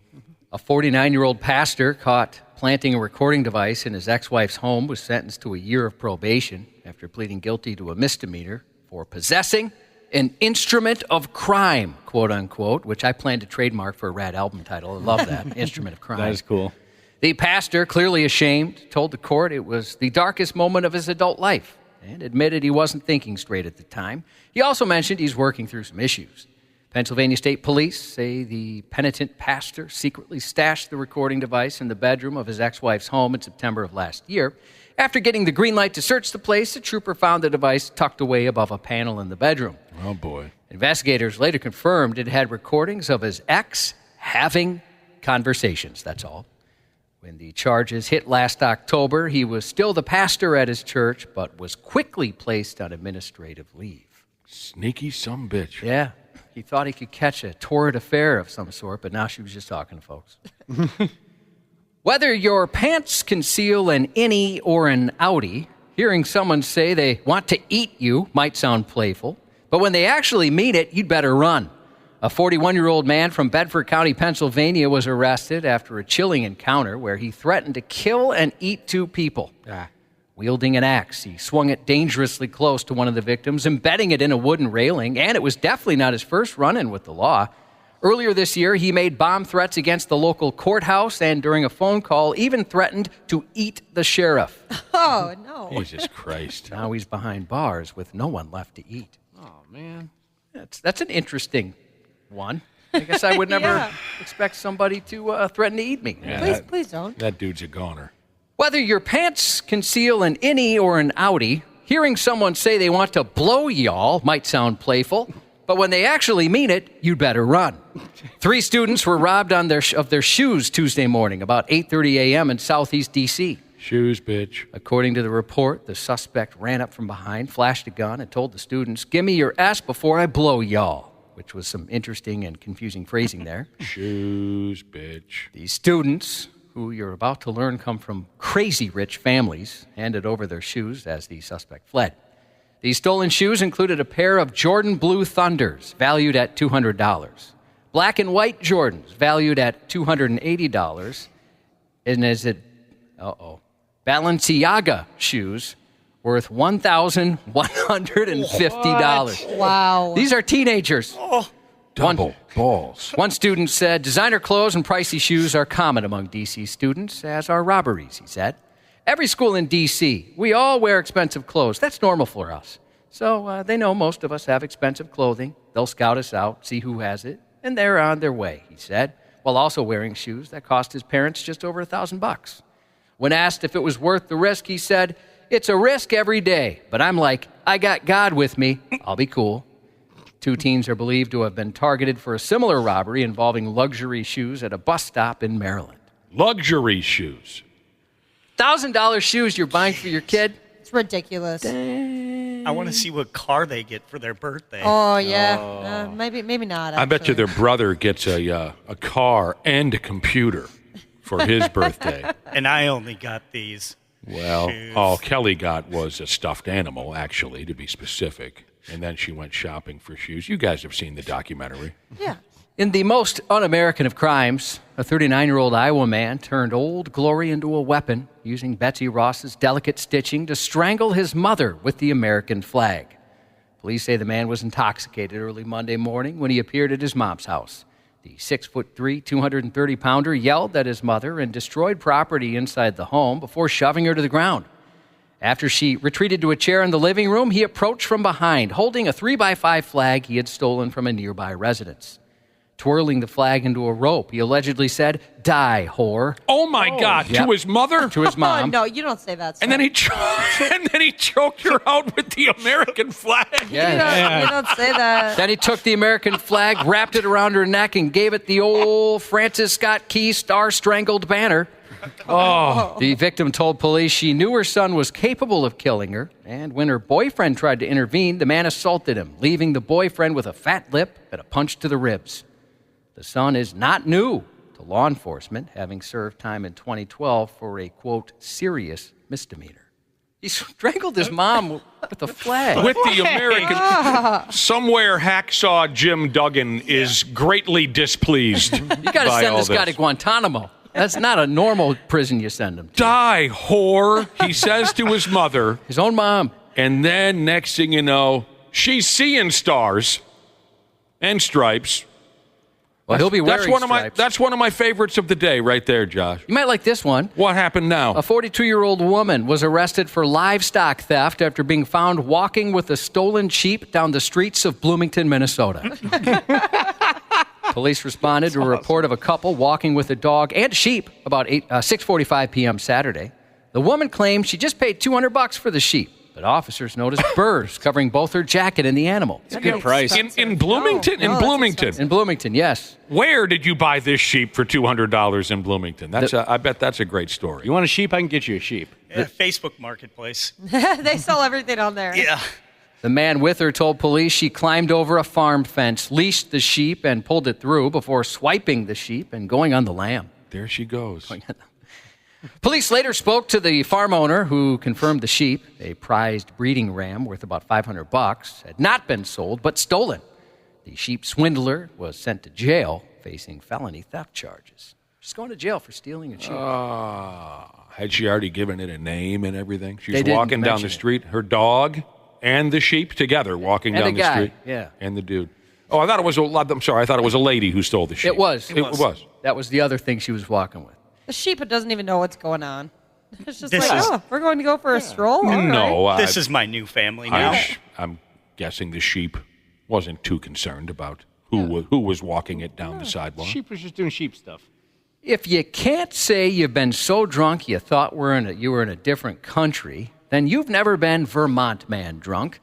A 52-year-old Vermont man got more than just lost last week. He wound up in Canada, thinking he was still in the U.S.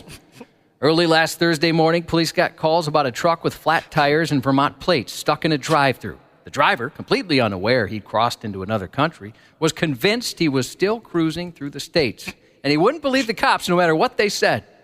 The Canadian Border Service Agency's trying to figure out how the drunk Vermonter got across the border without being stopped. In another bizarre story from our neighbors to the north, butter continues to be a hot commodity for thieves there. What? 2 more hefty butter thefts were reported last week at different grocery stores. Over the past week, the culprits casually loaded their carts and slipped out the back doors, continuing a streak of daring dairy crime. There's been 7 large-scale butter thefts there in the last 10 months, costing tens of thousands of dollars. Butter, you say? Yeah, black market butter. Wow. Is it Hope butter? I don't know. I don't know what Hope butter is. Oh, really? Is it my neighborhood bar, the only bar around where people are constantly talking about Hope butter? Yeah. I think so.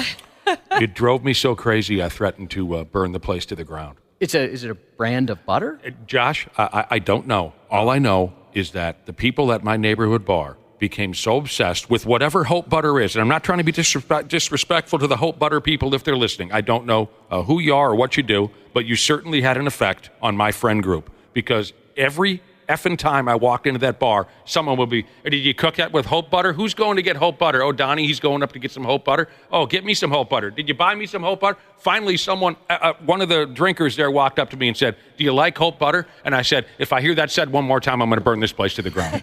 It's a local creamery, so that I bet that's why people think it's so cool, because it's You guys hadn't heard of it? Minnesota. No, I never heard of it. From Hope, Minnesota. Yeah, look at that. I'm just saying. It looks like pretty good butter. Again, I want to say I have nothing against the people.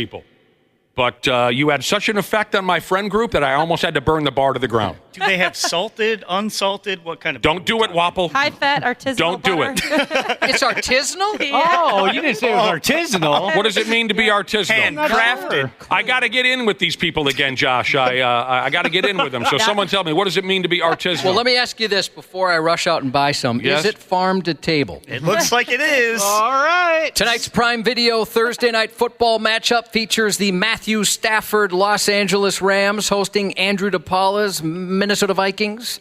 And on Paramount Plus, the 5th season premiere of Star Trek Lower Decks. What do you think of that version of Star Trek, Josh? I didn't really get into it. What's your favorite version of Star Trek? Geez. Well, there's so many that I like. I know there's lots to choose from. You're a passionate Star Trek fan. Well, but I'm the gonna original. Turn the original? Obviously. Favorite character of all time, Star Trek? Spock. All right. Yeah, I'm a Spock guy. Jace, Avery, and Addison wish Dad Mugslinging Jesus a happy birthday. This text says, happy birthday to me, Boulder Loader Jesus, from Josh, Nick, Dana, Ashley, and Wapple, LOL.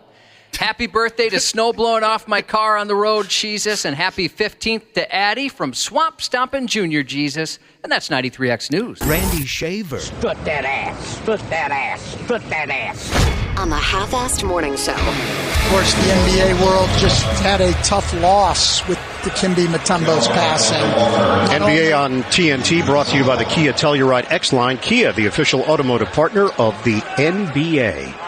Yeah, that was terrible news in regards to Dikembe, who's been such an ambassador of the game in addition to his... That's the nature of the beast these days, isn't it, Cubby? Yeah. You're in the middle of a conversation about the passing of an all-time great, but we got to get this sponsor in real quick. I kind of wonder if it's one of those things where you weren't necessarily listening to the other guy in the booth with you and then realized, oh no, I just interrupted a nice eulogy. You just knew you had to get it in. Yep. I know a guy just died. I know. But we gotta pay the bills here. I gotta read this car ad real quick on the air. What's going on, Ash Man?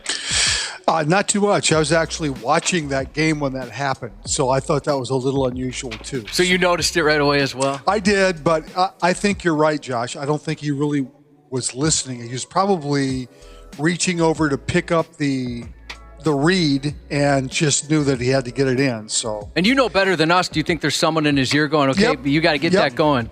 Yep. I'm glad we brought this up now because the passing of Fernando Valenzuela a couple days ago, I forgot to mention that's brought to you by Duff Beer. Duff Beer. The passing of Fernando Valenzuela had a sponsor. I neglected to mention it, so I got to get a make good here and mention it was Duff Beer that brought that to you. That's my bad. I should have passed you. There's a really nice video that I saw yesterday on X of. It was a night where Vin Scully was supposed to throw out the first pitch. Have you seen this? I do not know what it is you speak of. No. So Vin Scully must have been the year that he retired. Mm-hmm. Was asked to throw out the first pitch, and he's a left-hander. Mm-hmm. And in the middle of the wind-up, he stops and says, I don't think I can do this, folks. I think I need a left-hander to come out and help me. Oh. And he turns toward the dugout, and of course this is in Dodger Stadium. Right. And out comes Fernando Valenzuela. Tears in your eyes? Oh yeah. Yeah. I've watched it like 5 times. And he comes out and takes over for Vin. Vin's hand is shaking from the Parkinson's. He hands the ball to Fernando, and Fernando throws a perfect strike. Yeah. And that was the video. Son of a bitch, what a great bit. sad that both of those men are gone. But what a great bit. It was. When I was asked to throw out the first pitch at the Twins game, I should have done the same gimmick with Juan Berenguer. Yes, exactly. That would have been cool. I should have said, look, I can't do it. I'm too nervous. Let me get Senior Smoke out here to burn one.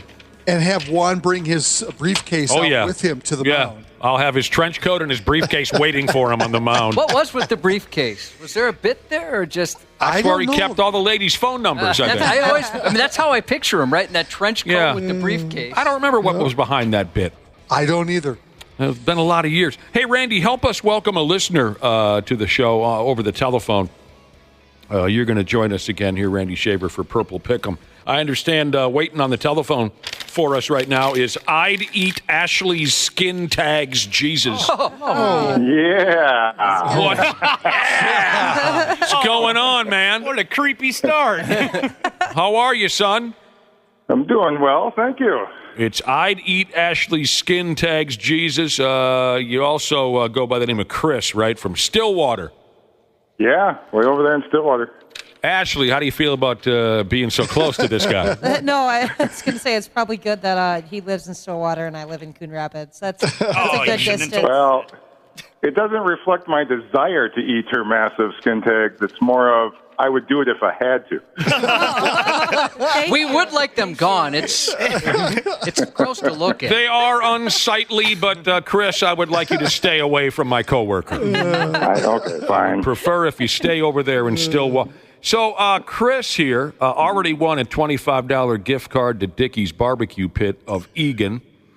He's now qualified to win $1,000 if he guesses the halftime score for tonight's game. You know, the game I'm talking about, of course. $1,000 if you guess the halftime score or the final score correctly. $100,000 and a trip to the big fat-ass game in New Orleans if you're able to guess both the halftime and final scores correctly. We call it Purple Pick'em. So I'd eat Ashley's Skin Tags Jesus. I'm hoping you got a guess ready for that old halftime score. I do. Halftime. The Minnesota football team shall have 17 points. Yeah. LA 10. I hope they shall. And how do you think it'll close out there, player? The final, Minnesota 34, LA 17. Sounds like a strong second half. You're anticipating. What the hell was that in the background? That's one of my kids. You don't have kids. Well, Does your name like that? Anyway. How many kids do you have, Chris? I have 3 that I know of. What are they doing? Why aren't they at school? Is that one too young for school? Yeah, she's too young. I'm getting them ready for school as soon as we get off of this. Okay. You got like a little a Mr. Mom thing happening this morning? You're getting the kids all set to go? That's my duty this morning. We'll see if it happens. Ashley, does it make you any more comfortable knowing that this man has children? It makes him a little bit more trustworthy. Yeah? Yeah. I'm married, too, so... What does your wife think of your nickname? She just rolls her eyes. Yeah. You know, she's cool with it. Typical day. She's cool. Is Ashley the only one, or are there other people on that list, too? Who others? Any other warts or other... how should I say this, Josh? Skin afflictions? Yeah, that you're interested in? No, strictly the tags. Just a tags Come on, guy. man, I'm not a freak. Yeah. I feel special. He's just a skin tags guy. All right, Chris, we'll say hi to the wife and all the young kids there hanging out at the house, and good luck. Thank you for getting involved in Purple Pick'em. I hope you enjoy that Dickey's Barbecue Pit, and we'll have our fingers crossed for you tonight there, pimp. All right, thanks, man. You bet. That's I'd Eat Ashley's Skin Tags Jesus, otherwise known as Chris from Stillwater. This week's, I should say, Purple Pick'em. Picker? Customer Client Picker, sure. Brought to you by Xfinity Mobile. I'll tell you what, Randy Shaver, and I'll tell it to you right now. If you're the type to set your fat ass down on a bar stool or on the couch at home and watch televised sports, tonight is what you've been waiting on. Get some beer cooled down, because starting at 6 o'clock, the Pigs and Tampa Bay Lightning turn it loose down there in Florida. You can see the boys on the FanDuel channel Yep. By God, I think they call it these days. At a little after 7 o'clock, the Vikings and Los Angeles Rams are scheduled to begin a regular season ball game. This one counts towards both clubs' overall records, and it counts in the overall standings, I believe. I have a question about that game because I don't see it in front of me. Is the game shown locally on a local channel, or is it just on Prime? I was told yes. Oh, do we know? Wait a minute. Yes to which statement? That it'll be on locally. Okay, so who's carrying it? That's do what we I'm know? looking up right now. Okay. All I have in front of me is something called Prime. Right. But sometimes in the local market, it says here Fox 9. Fox Yeah, 9 so- or yeah. something called Prime. Yep. Well, so Okay. Fox 9 is showing the game tonight, which is great because I don't have Prime. So Okay. this is perfect. Okay. Yeah. Okay, great. The Timberwolves, too, play their second regular season game of the season. Sacramento. That's right. That program comes on at 9 o'clock. And they say here they're also going to squeeze that into the mix on that FanDuel network. Well, the hockey game should be close to over by that point, I would think. Folks can get a dose of damn near everything tonight. Jocks Yeah, swinging in your love face it. for a good 6 hours if you let them. Love it. That's right. I'm curious to watch Sacramento. This will be their opening night. They have not played yet. And I'll be curious to see how that all mixes together with DeMar DeRozan now as part of that group. And Sabonis, Savanis, whatever the hell the big center. Domantas Sabonis. De'Aaron Fox, however the hell you say. They got a lot of great players on Keegan Sacramento. Murray. Yeah, they've got a good ball club. But, you know, the story for Wolves fans is what kind of team will show up tonight? Will they come out and play some defense tonight a little bit more aggressively than they did against the Lakers? I think night one against L.A., they might have just had their heads up their asses. I think you'll see a little more sharing of the basketball, a little more effort, a little more defense. Sometimes it takes, like we were discussing yesterday with Andrew DePaula, sometimes it takes a good kick in the bag to wake you up, and that's what they got the other night in L.A. We'll get back to basketball here in a second. But, yeah, I'm afraid of that Sacramento team. I am. I mentioned that a few days ago. Yep. Let's get back to tonight's, Vikings game. It says here, T.J. Hawkinson is questionable.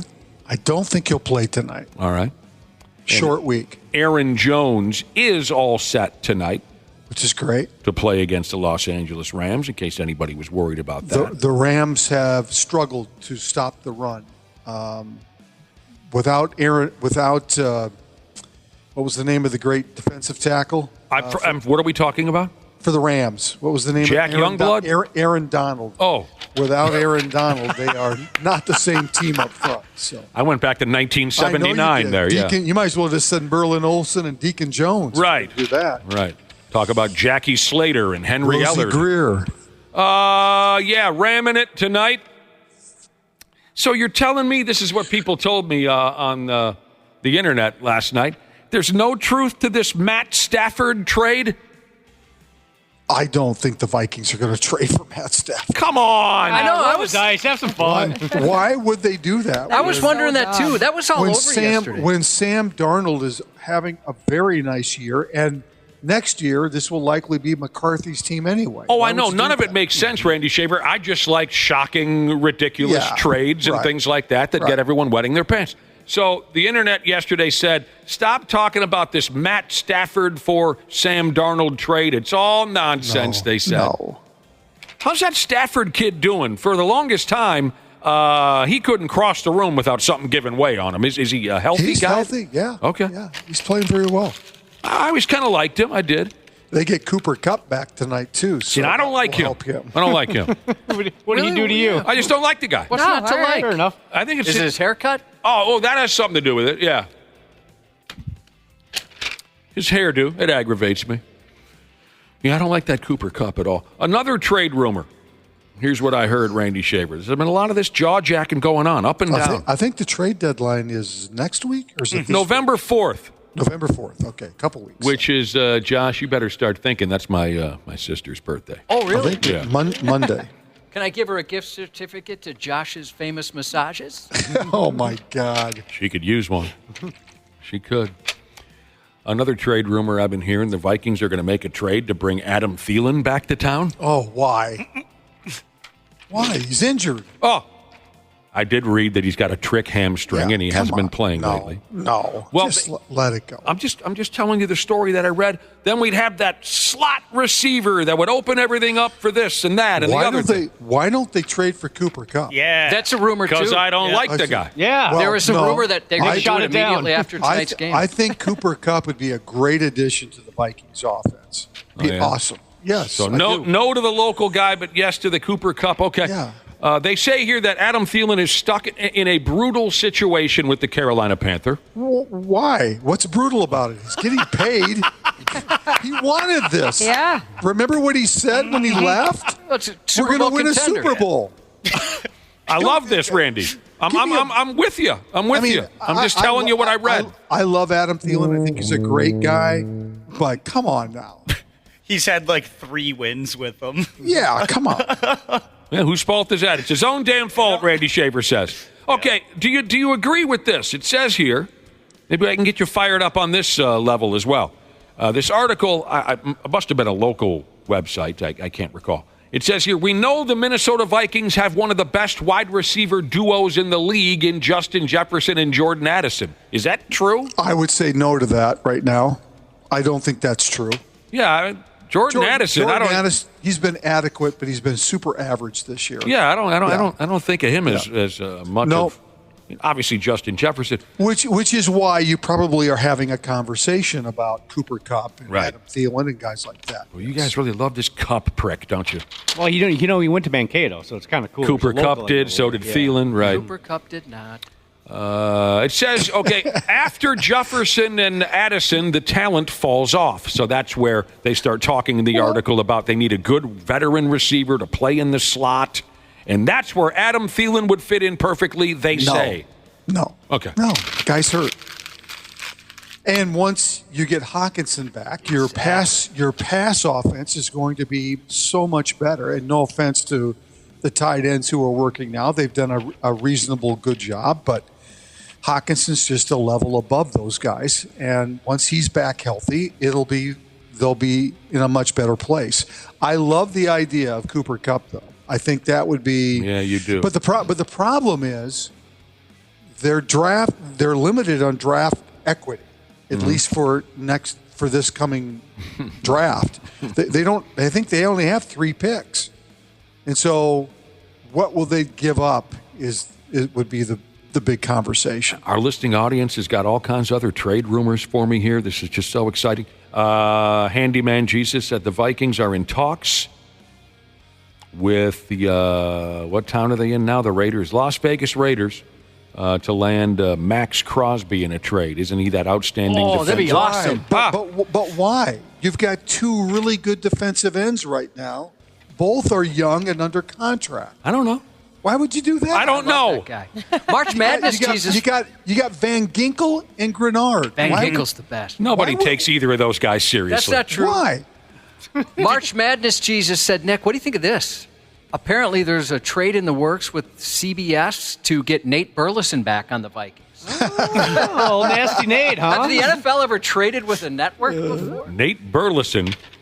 As long as he's mic'd up constantly, I'm game. Oh, man. I think the Lions need to go for Crosby because they lost Hutchinson. Yes, that makes a lot more sense. No, I don't want them getting him. No. And they have draft equity to give up. The Vikings don't. Right. You guys, you and your draft equity. You're always going after me for that. Okay, overall, according to USA Today, the Minnesota Vikings are called a buyer come November 4th for the trade deadline. You don't sound like you want to make any moves, Randy Shaver. No, I'm not saying that at all. I'm just saying. You did mention Cooper Kupp. I think the Vikings would be a buyer. I agree with that. I just don't know what they would offer in return because, again, they're limited.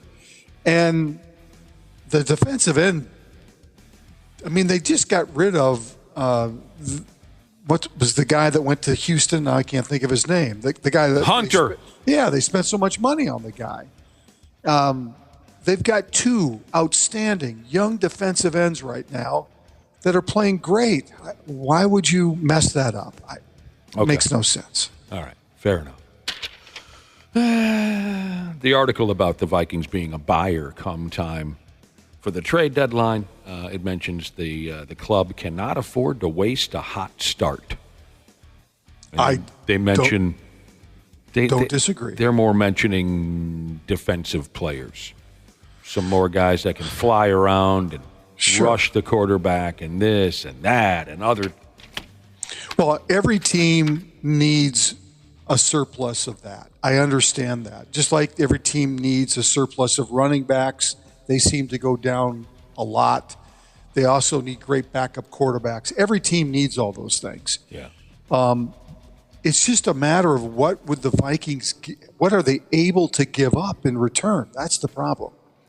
A couple people have texted in about someone called Dexter Lawrence from the New York Giants. Oh, he's a phenomenal player.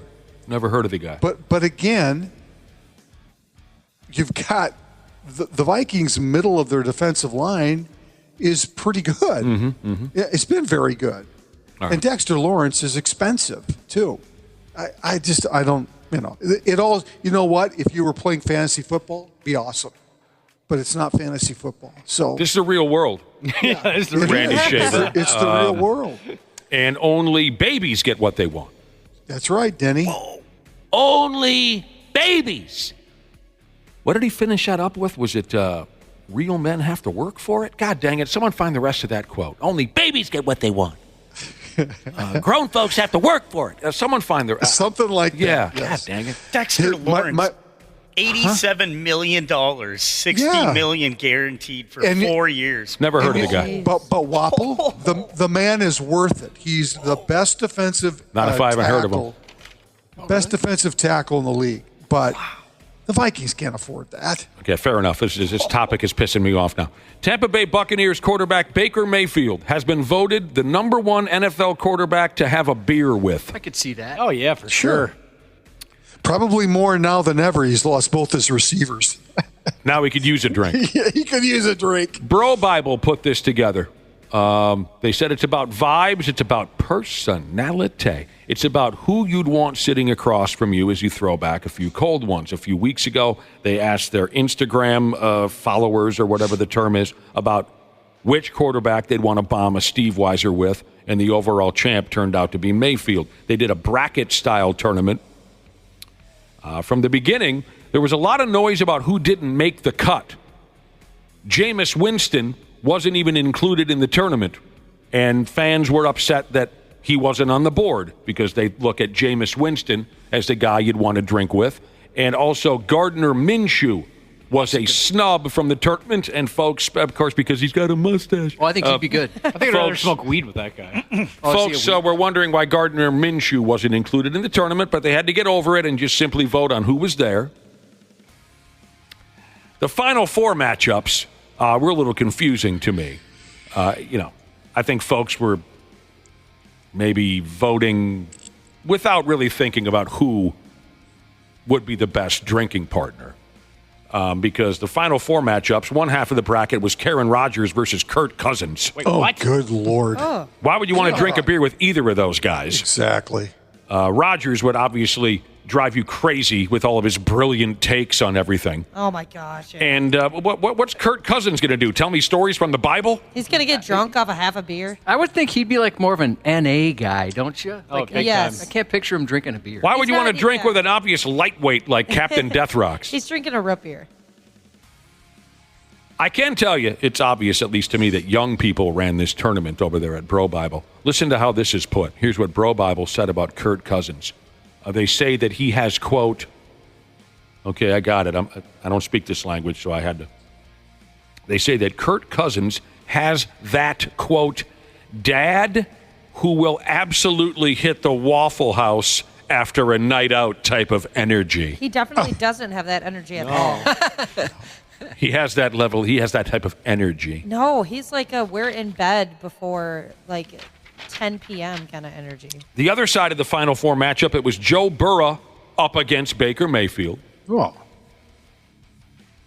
And I don't know. I guess I don't see this from Baker Mayfield. Not that I wouldn't want to have a beer with the guy, but they talk about Baker Mayfield's the guy that's going to end the night in a fight, but somehow still make it fun. I don't get that vibe. Well, I get more of a dorky vibe from him than I certainly don't get that vibe from Joe Burrow. No. But they were specifically talking about Mayfield. Right. Yeah. He's not going to get in a fight with who? Well. So then Mayfield faced Captain Death Rocks in the final, and Mayfield got the majority of the vote. Yeah, I don't know why folks wanted to drink with Cousins. God, that's just brutal. They say Baker is the quintessential bros, bro.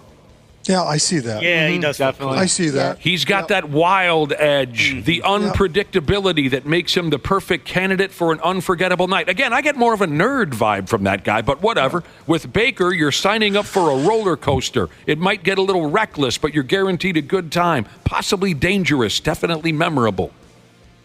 I guess I got to learn more about the guy. Speaking of quarterbacks, the Carolina Panthers are going back to that Bryce Young kid at quarterback. The pink crayon is hurt. Uh-oh. He got in a car wreck. He did. Oh, really? He sprained his... On the field? Yes. Yes. Got taken out by the injury cart. Yeah. He got in a car wreck. Him and his whole damn family, wife, kids, the dog, everybody got in a car wreck. Oh, no. That's Even terrible. the dog. That's terrible. Yeah. Everyone's all right. They got knocked around pretty good, but he sprained his thumb and he can't play quarterback anymore. They got to turn it over to that Bryce Young. Well, it doesn't who's matter been awesome now. when he's been given an opportunity. He's been awesome. Oh yeah. They're only 1-6, so it doesn't really matter at this point. The crayon. He got slapped into out on the roadway there. By the way, they're 1-6 and their point differential is -133. They're just getting killed. Yeah. Every week. Adam Thielen's ball club, right? Yeah. Yeah. Yeah. All right, back to the gas bag. Now that he plays for the New York Jets. Oh, my God. Yes, what happened? Sorry. Yes. Didn't mean. It happened. By the way, Yeah.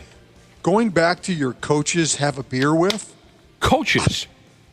Yeah, the head coaches, right? No, we were talking about quarterbacks. Quarterback. Yeah. Oh, I'm sorry. Yeah. It was just quarterbacks, is what you said. What were you going to say anyway? I was going to say Dan Campbell would be just a Definitely. great guy to go have a beer with. yeah. That is. He's on that'd be top great. of the list, yeah. And I bet he's not the type that's going to order some fancy craft beer or something. He just, you know. Yeah. God, he'd be fun. You'd have a headache the next day. Randy's wife would go with Kevin Stefanski. Oh, gosh, for sure. She'd leave me for sure. Still? Oh, yes. Oh, okay. Oh, yes. Just the sheer volume, I bet, that Dan Campbell can bring during a drinking session. You'd just be impressed. You'd need some aspirin. You need some ibuprofen. And he seems like the type of guy that would hold your hair at the toilet when you're vomiting at the end of the night. Doesn't he seem like a caring guy? And you know, the other guy that would be kind of interesting would be Andy Reid. Only because after watching him in some of these commercials that I've seen him in, he seems like kind of a character. Yeah, too. kind of funny. I'm taking a whiz in his beer when he's not looking. Oh, come on. I think I'd rather house a couple racks of ribs with Andy Reid than have beers with him. I want to do nothing with Andy Reid. The gas bag playing for the New York Jets. I love all the miserable things that continue to happen to that ball club. Normally, there's no team that could be further from my mind, but the gas bag changes all that. This is fun right here. Jets season ticket holders were told yesterday that the cost of their game tickets are going up. Oh, no. And a lot of the fans were all like, oh, this is great timing. Oh, my God. A Jet spokesperson said the price hikes are on account of high demand. Oh, yeah, sure. That's hilarious. The guy more or less said, look, we're just fighting people off. They all want to get into the game. Oh, my God. We got to raise the price. And one more here, back to quarterbacks. That's my quarterback. Who made the comment? Go. T.O. Terrell Owens is the correct answer. I'm not trying to pick on a guy here. Well, more than anything because I've never heard of this sumbitch. Tim Boyle. He's gotten some snaps in real games this year for the Miami Dolphins because Tua fell down and then their backup did, and then they handed the ball to this Tim Boyle character. Yep. And it really, how in God's name is this guy on a professional and on an NFL team roster? When I read the stats that I read last night about Tim Boyle, whoever he is, in college, his career totals as a college football quarterback, he threw 12 touchdowns and 26 interceptions. In the NFL, so far he has 4 career touchdown passes, 12 interceptions. He's 0-10 in games where he throws a pass. How does this sumbitch land a backup quarterback spot? He's got pictures of somebody. I don't know. Would you guys be a little embarrassed if your mother was arrested for being a porch pirate? Yeah, Yes, more that would than suck. a little. That's just. I'm pretty surprised. How do you? That's how I got my te- Christmas gifts. I'm not terribly familiar with this guy either. He's a wide receiver for the Kansas City Chiefs, and his name is Rashee Rice. Okay, have you heard of him? Yep. His mother was arrested and charged with theft. She was stealing packages from her neighbors.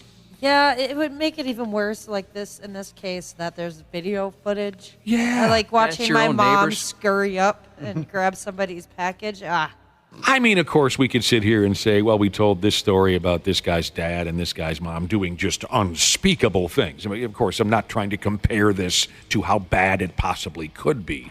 But this is just so petty and just so sleazy that it's got to be really embarrassing for this Rashee guy, unless maybe he's a moron too. I don't know. But his mother has been arrested. She's a porch pirate. God help us. Yeah, This- that'd be pretty embarrassing. Just, Mom, what are you doing? You know. And he's got some bucks. He's I mean, probably if got a she- few bucks. If she needs a couple of dollars, he could probably help her out. Why are you doing that? And by the way, the day she was arrested was the same game where this Rice blasted his knee out and he's done for the season. Yeah. I'm picturing minutes after the doctors tell him, well, you're done playing football for the year. His cell phone rings because his mom's in jail for stealing a blender from her neighbor's front step or something silly like that. What the hell is going on?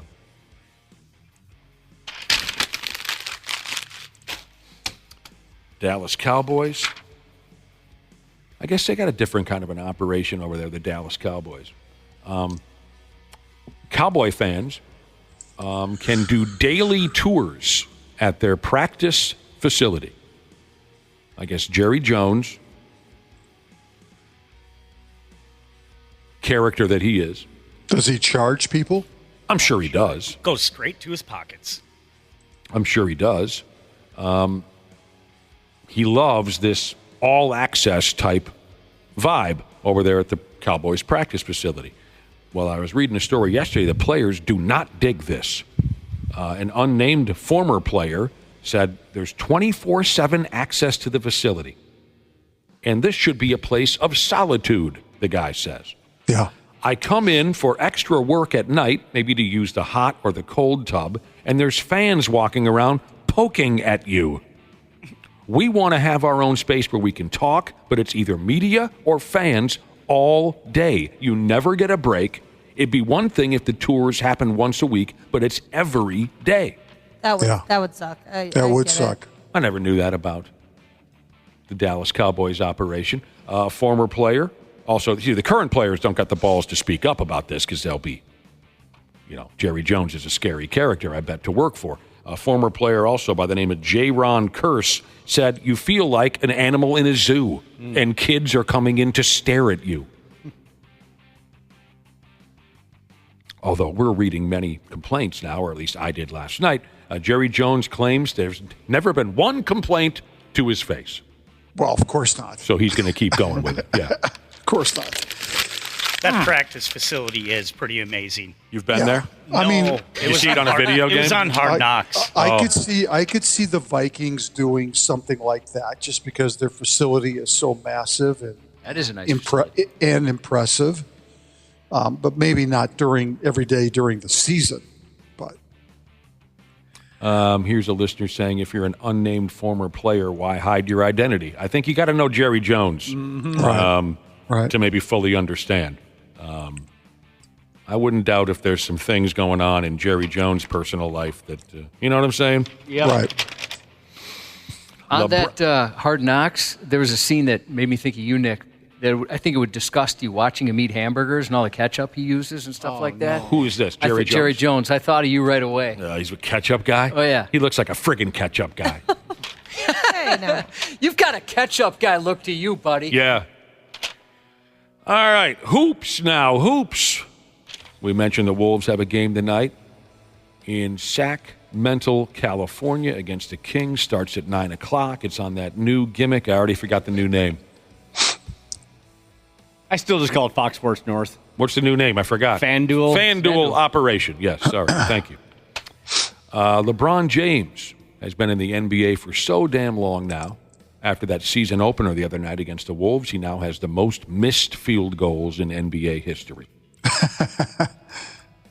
And I was surprised to read he surpassed Kobe Bryant for most missed shots in NBA history. Yeah, Kobe got his shots up. Well, there's no doubt about that. But, yeah, he did. There's never been a question about that. But how many years did Kobe Bryant play in the NBA? 15? That's a good question. I don't have it in front of me, but LeBron has been, what, 20 now? 22, I think. 22? Isn't it 22? I don't know. He's got to be in that neighborhood. He tied Vince Carter this year. Kobe was 20. 20 years for Kobe? Wow. I'm surprised to hear that. So anyway, LeBron now. James is 22. Yeah. Who's James? LeBron James. Oh. 20. That was weird. What? Well, we were talking LeBron and Kobe. When I heard James, I thought maybe you were referring to James Harden or something like that. LeBron is closing in on 50,000 career points. That's including the postseason. Here's what other routes he might take this season. He's 815 minutes away from breaking Kareem Abdul-Jabbar's record for most minutes in NBA history. At some point during the season, he'll pass Michael Jordan for most 30-point games in history. Son of a bitch. Anthony Edwards refuses to play NBA 2K, the video game, until he's rated a 99. That's pretty funny. Those guys take that stuff so seriously. Has anyone here play NBA 2K? I have. No, not in years. I have played it, yes. Josh, on a scale of 1 to 10, Randy Shaver, on a scale of 1 to 10, how would you rate the difficulty?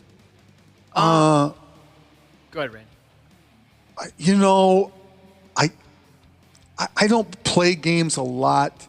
I don't play that game as much, so I'm going to say it's kind of a little harder for me, but it's probably easy for a lot of other people. Here's why I ask, because if you're playing a football game, there's a button to pass, there's a button and a button to run, but like basketball and hockey, if I'm controlling a player, maybe I want that hockey player to do a cute move between his legs. Maybe I want my basketball character to dribble between his legs, do a spin move, fake a pass, pump fake, hockey. You know what I'm talking about? There are so many intricate moves you can make. Oh, yeah, in you hockey can make a ton of different moves. So in all the sports. I'm assuming it's a lot of buttons and a lot of difficulty. It's probably like AA or something like that to do a pump fake, when a regular shot's A or something. You got triggers, buttons, joysticks. I mean, there's a lot. I'm assuming that the hockey and basketball is more difficult than football. So how would you rate NBA 2K? Well, the Madden I've played forever. Yeah. So I kind of, throughout the year, it's kind of complicated for me since I don't play games a ton.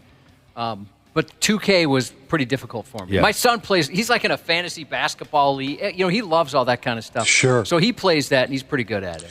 Yeah, I mean, it takes some time to learn how to maneuver the basketball players, but I can see how people can be really good at it just because, it's such a fun game. It really is a fun game to play.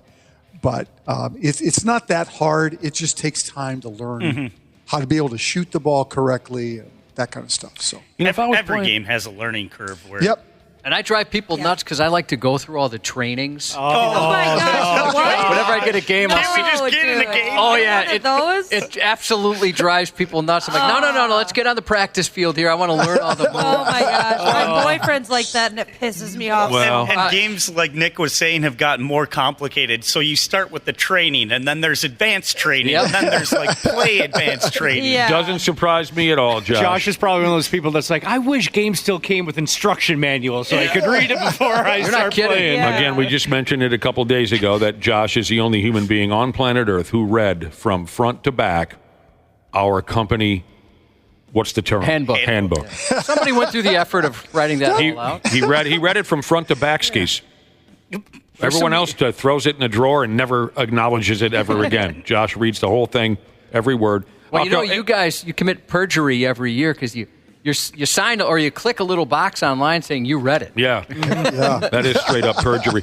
Anthony Edwards is currently ranked is how you say it, rated a 94 in the game NBA 2K. He says he will not play the game until he's a 99. Okay. So funny. Fair enough. You know what? If I was playing NBA 2K, Josh, and I had my little basketball character, out there on the floor, you know what? I would talk to that character. You know what I'd say to him? I'd say, you don't have to throw the ball into the basket. What character? Stuart Smalley. Stuart Smalley. So good. A letter that a husband wrote to a wife has a lot of the 8th graders and social media dorks talking this morning, Randy Shaver. When you're watching a ball game at home, does the old lady, bother you? Or does she know to leave a pimp alone?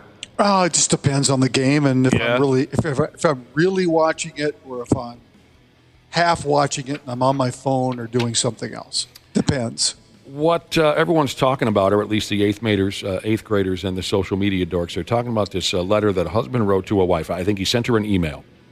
Oh, it was a printed out letter. He left it on the counter in an envelope. A printed out letter that he left on the counter. Thank you. Mm-hmm. And it says, "Dear wife, let me start this off by saying that I love you dearly. You mean the world to me. However, I owe it to myself, as well as you, to be completely honest with you. I have to come forward with the truth. I hate to do it this way, but it's now or never, because what I'm about to say has to be said. Tonight, October 22nd, 2024, marks opening night for the New York Knicks season. I will be watching the game tonight. That means from 7 p.m., that's when pregame starts, to whatever time the game ends, I will not be a husband or a father. You're on your own for a couple of hours. No, I will not watch shows with you. No, I will not go out and get you something sweet. I will not take the dog out. I will not get the kids in bed either. I will sit on my couch, drink in hand, and I will watch the game. That's it. This doesn't mean I love you guys any less, she and the kids. It just means tonight is not about you folks. This is about ruining the Boston Celtics ring ceremony, which the Knicks did not do. They lost by about 30. Not even close. The rest of the season is negotiable up until the point in time we reach the playoffs. Then I will have to abandon all of you again temporarily. I love the honesty. Yes, very thorough. If you have any questions, please feel free to reach out to me. You can call me at blank, and he leaves his number. Just call me if you need me. I look forward to seeing and talking to you later after the game. This is Love Fred. Yeah. That's funny. That is good. That's good. That a lot. P.S. The child may stay up past bedtime only if he watches the game with me. If he doesn't want to watch the game, then off the bed with him. Thanks. Off the bed with him. This guy pretty much checked all the boxes, didn't he? Yeah. Right. So I wonder if the wife counters and says, well, if that's the case, every Monday night at 8 o'clock, I'm watching this show. The Golden Bachelor. Yeah, that's right. And I don't want to be disturbed and, whatever. So that's how I would do it. It would only be fair. Yeah. It would only be fair. Oh, you dirty bastard, Randy Shaver. Look, we got to get going again. Tomorrow's Friday. It's an F-off day. We're going to have a lot of laughs, but we appreciate every damn thing, as we always do. All right, go Vikings tonight. Get her done. What about the Wolves and the Wild? Go the Wolves and the Wild, too. That's right. All right, Randy, we'll talk to you tomorrow. Thank you very much. Coming up, get on the text machine, 651-989-9393. If you have a question about your house pets, because Dr. Andrea Johnston has just walked in the building, and she will help you out the best she can with any inquiries that you might have. Again, the number is 651-989-9393. We'll talk about your pets when we come back on the Half-Assed Morning Show. Half-Assed Morning Show.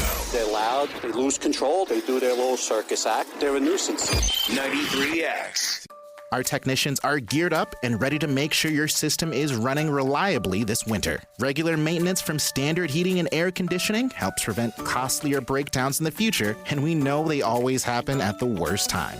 Hey, I Ashley here. Get your home ready for winter. Schedule your furnace tune-up with Standard Heating and Air Conditioning and save $30. Have a boiler? Save $40 on your boiler tune-up. Visit standardheating.com to book and lock in your savings. Stay cozy, stay ready. Robinhood's Hood Week is here. 12 days, 3 legendary offers, and unlimited bonus amounts. Earn 3% on IRA transfers with Robinhood Gold, 2% on transfers with at least a $10,000 margin balance, and 1% on brokerage transfers until October 27th. Hood Week ends soon, so visit Robinhood.com/HoodWeek. Investing is risky. Bonus offers subject to terms and conditions. Visit Robinhood.com/HoodWeek for more information. Margin is not suitable for all investors. Robinhood Gold is offered through Robinhood Gold LLC and is a subscription offering services for a fee. Brokerage services offered through Robinhood Financial LLC, member SIPC, a registered broker-dealer.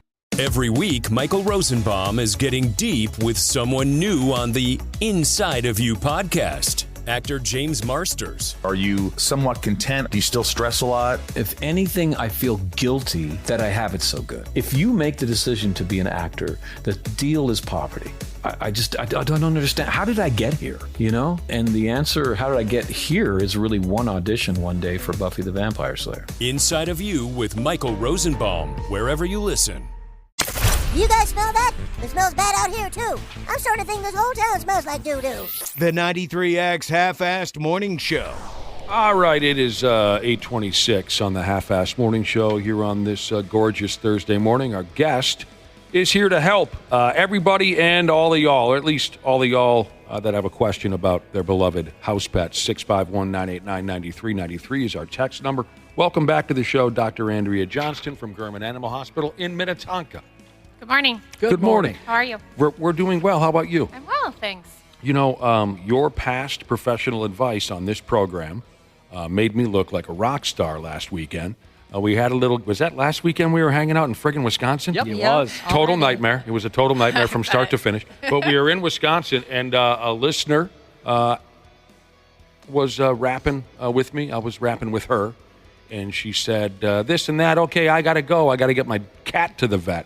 And I said, oh, what's the problem? And she said, oh, the cat's got these kind of scary little bumps on her chin. And I said, oh. I said, I bet you I know what that is. I bet you that's cat acne. Yep, you got it. Because you had told us before, when cats get little bumps on their chin, yep, they develop acne, just like an uncomfortable 13-year-old seventh grader or something. Dana has cat acne. Yes, he does. It's really weird. So I told the gal this. And sure as hell, she emailed me later on that day or texted me, I forgot, and said, you were right. Oh, I love it. It was That's simply awesome. cat. It was nothing to worry about. So I gave you all the credit. Oh, thank you. Yeah, That's there you great. go. Glad I can help. You are very helpful when you sit in on the program. So again, 651-989-9393. If you have a question about your cat or dog or this or that, Dr. Andrea will be here for you. What do you got over there, Josh? Question for the pet doctor. Yes. Why does my Dane like to eat her own and my other Dane's poop? She's never had puppies. I don't. Does that have something to do with it? Oh, yeah. I think we talked about, dogs that are pregnant can eat weird things. But, yeah, I think we talked about this before. If I had $1 million to answer this question, I would, or if someone gave, I'd be a billionaire if I knew the answer to this, honestly. Mm-hmm. So, unfortunately, it happens more often than you'd think. It's like a second meal. We call them poopsicles in the winter because they're cold. They're even more of a delicacy. But it's just honestly, there's nothing that I have found that works to stop poop eating besides cleaning it up right after they do it. Yeah. How do we let these? Especially two, you kind of got to clean it up. Like, I'm out there every day because there's so much of it. I It's can't even insane. imagine your yard. It's crazy. I bet it's horrible. I'm out there every day, every single day. Your neighbors have probably called the police before on your yard. No, and like you I don't said, know it. I'm really out there. One time, so I thought I had a genius move, and my wife shamed me so much on this, I stopped. I would take the little shovel scooper thing, and I just I see where they're going, and I just put it there and catch it. Yeah, I know it's ridiculous, but I thought this is a genius move. But my wife She wouldn't let me sleep in the bed for about a week. She thought I was a psychopath. And Josh, you don't know this, I think, but after I clean up my dog's poop, I bring it to your yard and just scatter it in there to add to the piles you already have. You know what I wouldn't notice? But it's probably half the size. Oh, yeah, without a doubt. I've also done that, Josh. I've caught it in flight. Oh, you have? Did yes. somebody shame you on I was all by myself, so no one said Dick Tracy. But I became, probably because of my OCD, I became obsessive. Now, my current dog, the cutest dog in the whole world, Gertie, she uses a litter box like a cat. She never goes outside to go potty. She's got her little litter box. She knows where it's at. She uses it. So cool. But when I had an outdoor dog, I was also obsessive about it, about being on top of that task and never letting it go. And maybe part of the reason was when we were kids, our yard was repulsive. We were such lazy kids. We would never go out there. We had 2 Springer Spaniels just bombing the yard constantly. And I don't know, I look back and wonder, how did we live that way? It was horrible. Our friends would come over and say, my God, look at your yard. We'd try to play football. Someone would land in it. It was just... So, Josh, I'm with you. I'm on it as soon as it's happening. I will say the first time one of my dogs was like, whoa, what's going on back there? What are you doing? But now they're fine. Yeah, who are you to stand behind me so creepily? What's your plan here, pal? And what are you doing with that? That's mine. Interestingly enough, I don't know if you've ever noticed this. When a dog poops, they stare at you. Yes, they do. And actually, I was reading something recently that they do that as like a security blanket. Like, you're here, stay with me. I had heard that as well. Vulnerable right now. Yes. Yeah. I heard that about cats, too. Oh, really? I don't know. Usually they're kind of standoffish. Yeah, the dog needs you in that moment, Josh. My needs favorite you to make him comfortable. My favorite is when the dog is taking a poop in the front yard and another dog or a human walks by and he starts barking at them while he's pooping. So you do not look intimidating right now, bro. No. Dr. Andrea, a listener has texted in a question. What's the most interesting crossbreed you've ever dealt with? Oh, wow. A liger? Yeah. A liger coming to the office? Oh, I mean, we see some crazy stuff, especially with those genetic tests out now. A dog will come in and it'll be like a Heinz 57 of a million different breeds. Yeah. But I will tell you, when I worked at the University of Minnesota, I had a Frenchie come in that was pregnant with Labrador puppies. So they bred a Labrador and a French bulldog. That didn't end up very well, fortunately. No. Oh, Because really? you can imagine how small a Frenchie is, how big a lab is. Oh, no. Yeah, it was, she was not comfortable. Oh, that's no. for sure.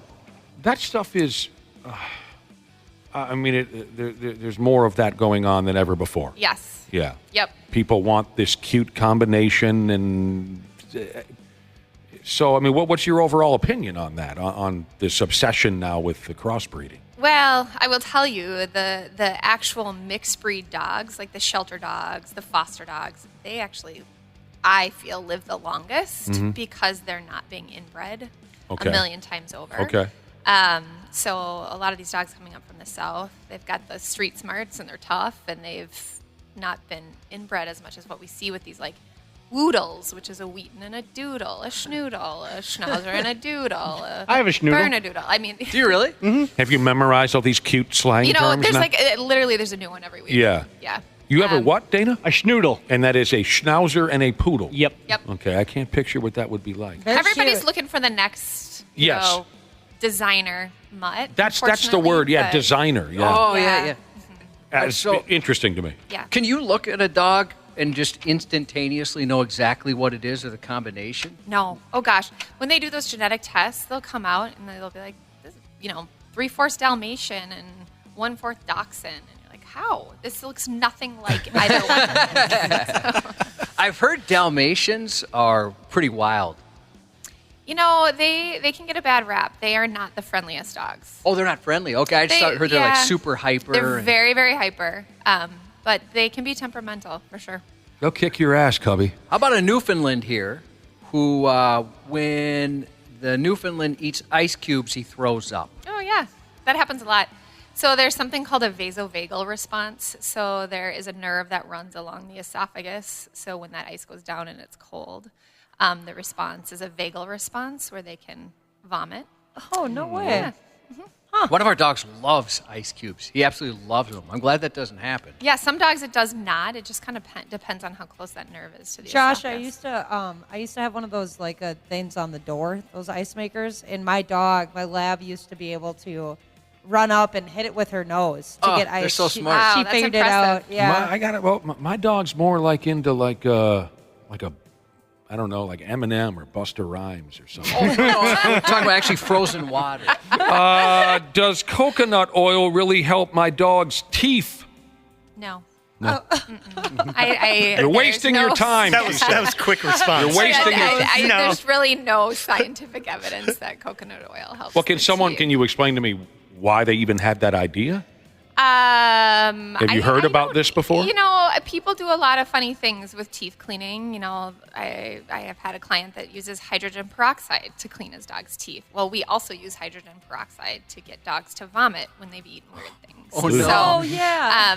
You know, and there's nothing that is... we see funny things people do, honestly. There's a lot of... Home remedies? Yes. Yeah. All right.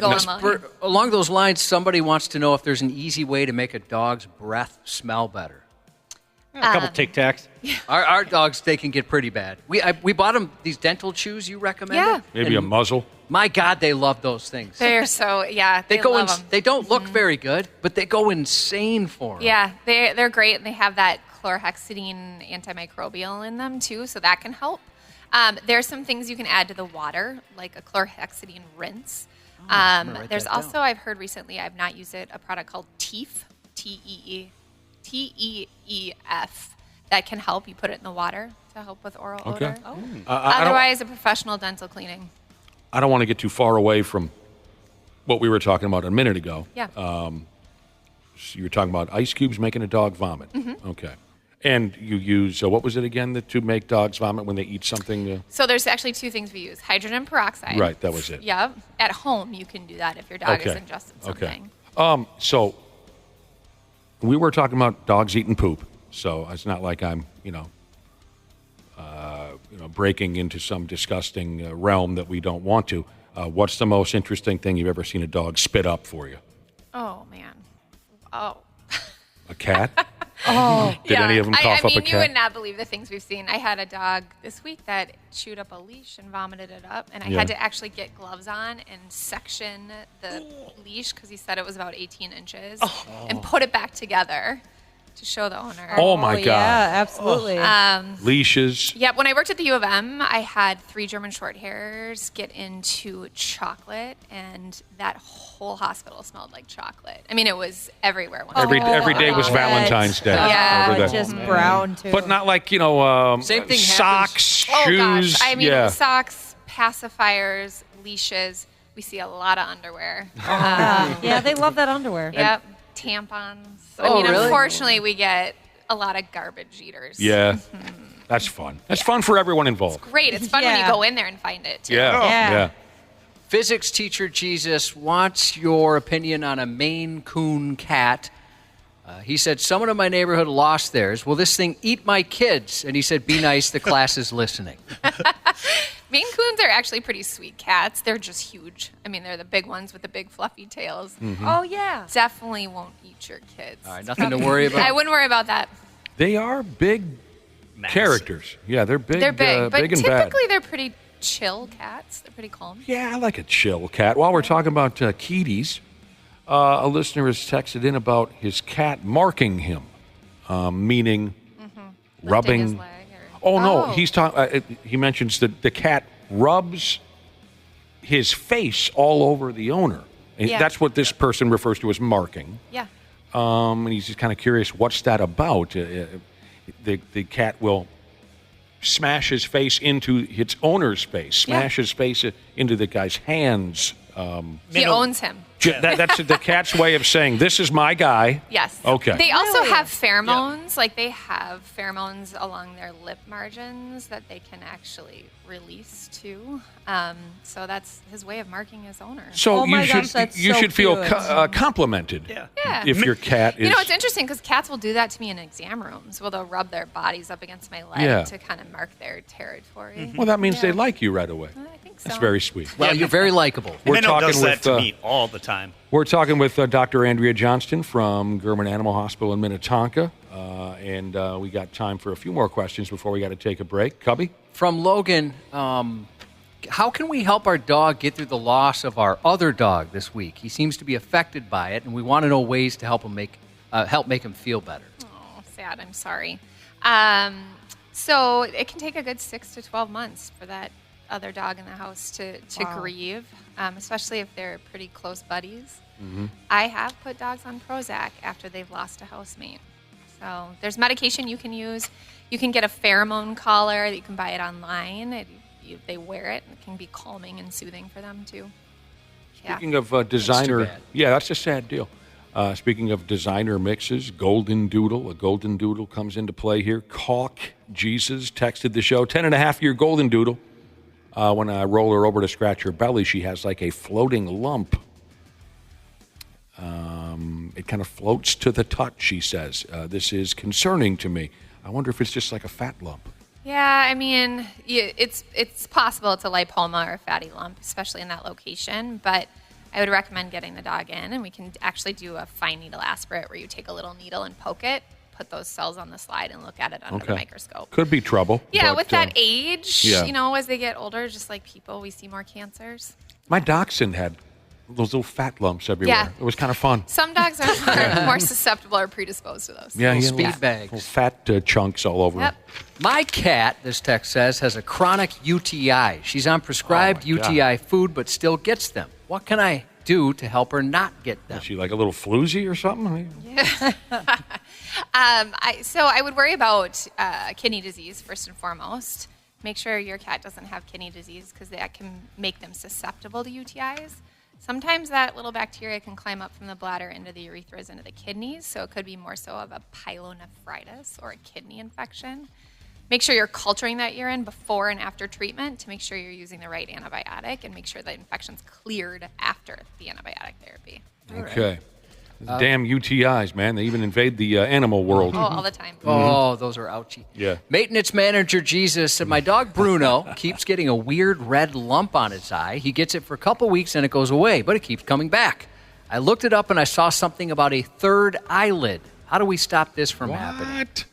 That sounds like a cherry eye to me, which can be actually... Cherry eye? Yeah. Okay. Yeah, a lot of bulldogs get them, French bulldogs, but any breed can get them. So, they have that third eyelid in the corner that can come up to kind of protect the eye itself. Okay. So that, unfortunately, there's a gland there that can invert, and it looks like a cherry that comes out. It can be repaired. If it's on the eyelid margin, though, that could be something called a meibomian gland adenoma, which is benign. But you can repair. If it's in the third eyelid, I'd get that checked out. Wasn't there a song in 1990 about a cherry eye? Cool drink of water, such a sweet surprise. Yep. Looks real good from her head to her thighs or something. Yeah, what the hell is that? She's my cherry eye. Speaking of eyes, a listener has a cat with a lazy eye.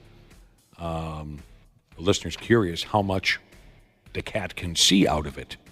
He has no problems walking around or anything like that or eating. He just looks goofy. Wow. How much can a cat with a lazy eye, huh? Yeah, I mean... That's kind of cute. Yeah. Some breeds, like Siamese Persian breeds, they can be cross-eyed and their eyes can go in kind of goofy directions, or they can have some rapid eye movement, which is normal. The cat can see, and if it didn't come on suddenly, I wouldn't worry too much about it if the cat's always had it. Fair enough. Yeah. It does sound kind of fun.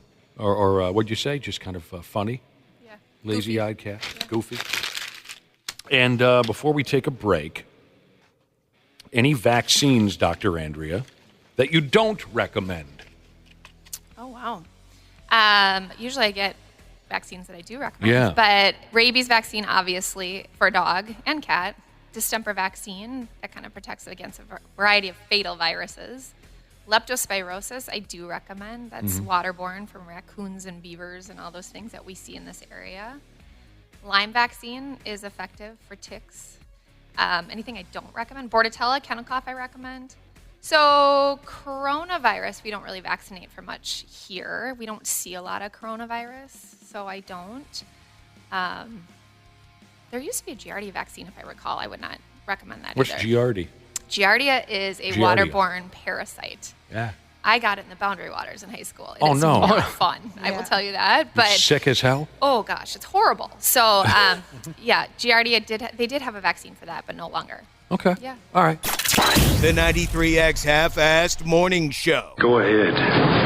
Make my day. On 93X. All right, we're getting there, but we still got a few minutes left with Dr. Andrea Johnston from Gehrman Animal Hospital in Minnetonka. She's done a wonderful job again this morning answering questions from our listening audience about their house pets. We got a few more to go. You got a few more in you, Dr. Andrea? Excellent. I think so.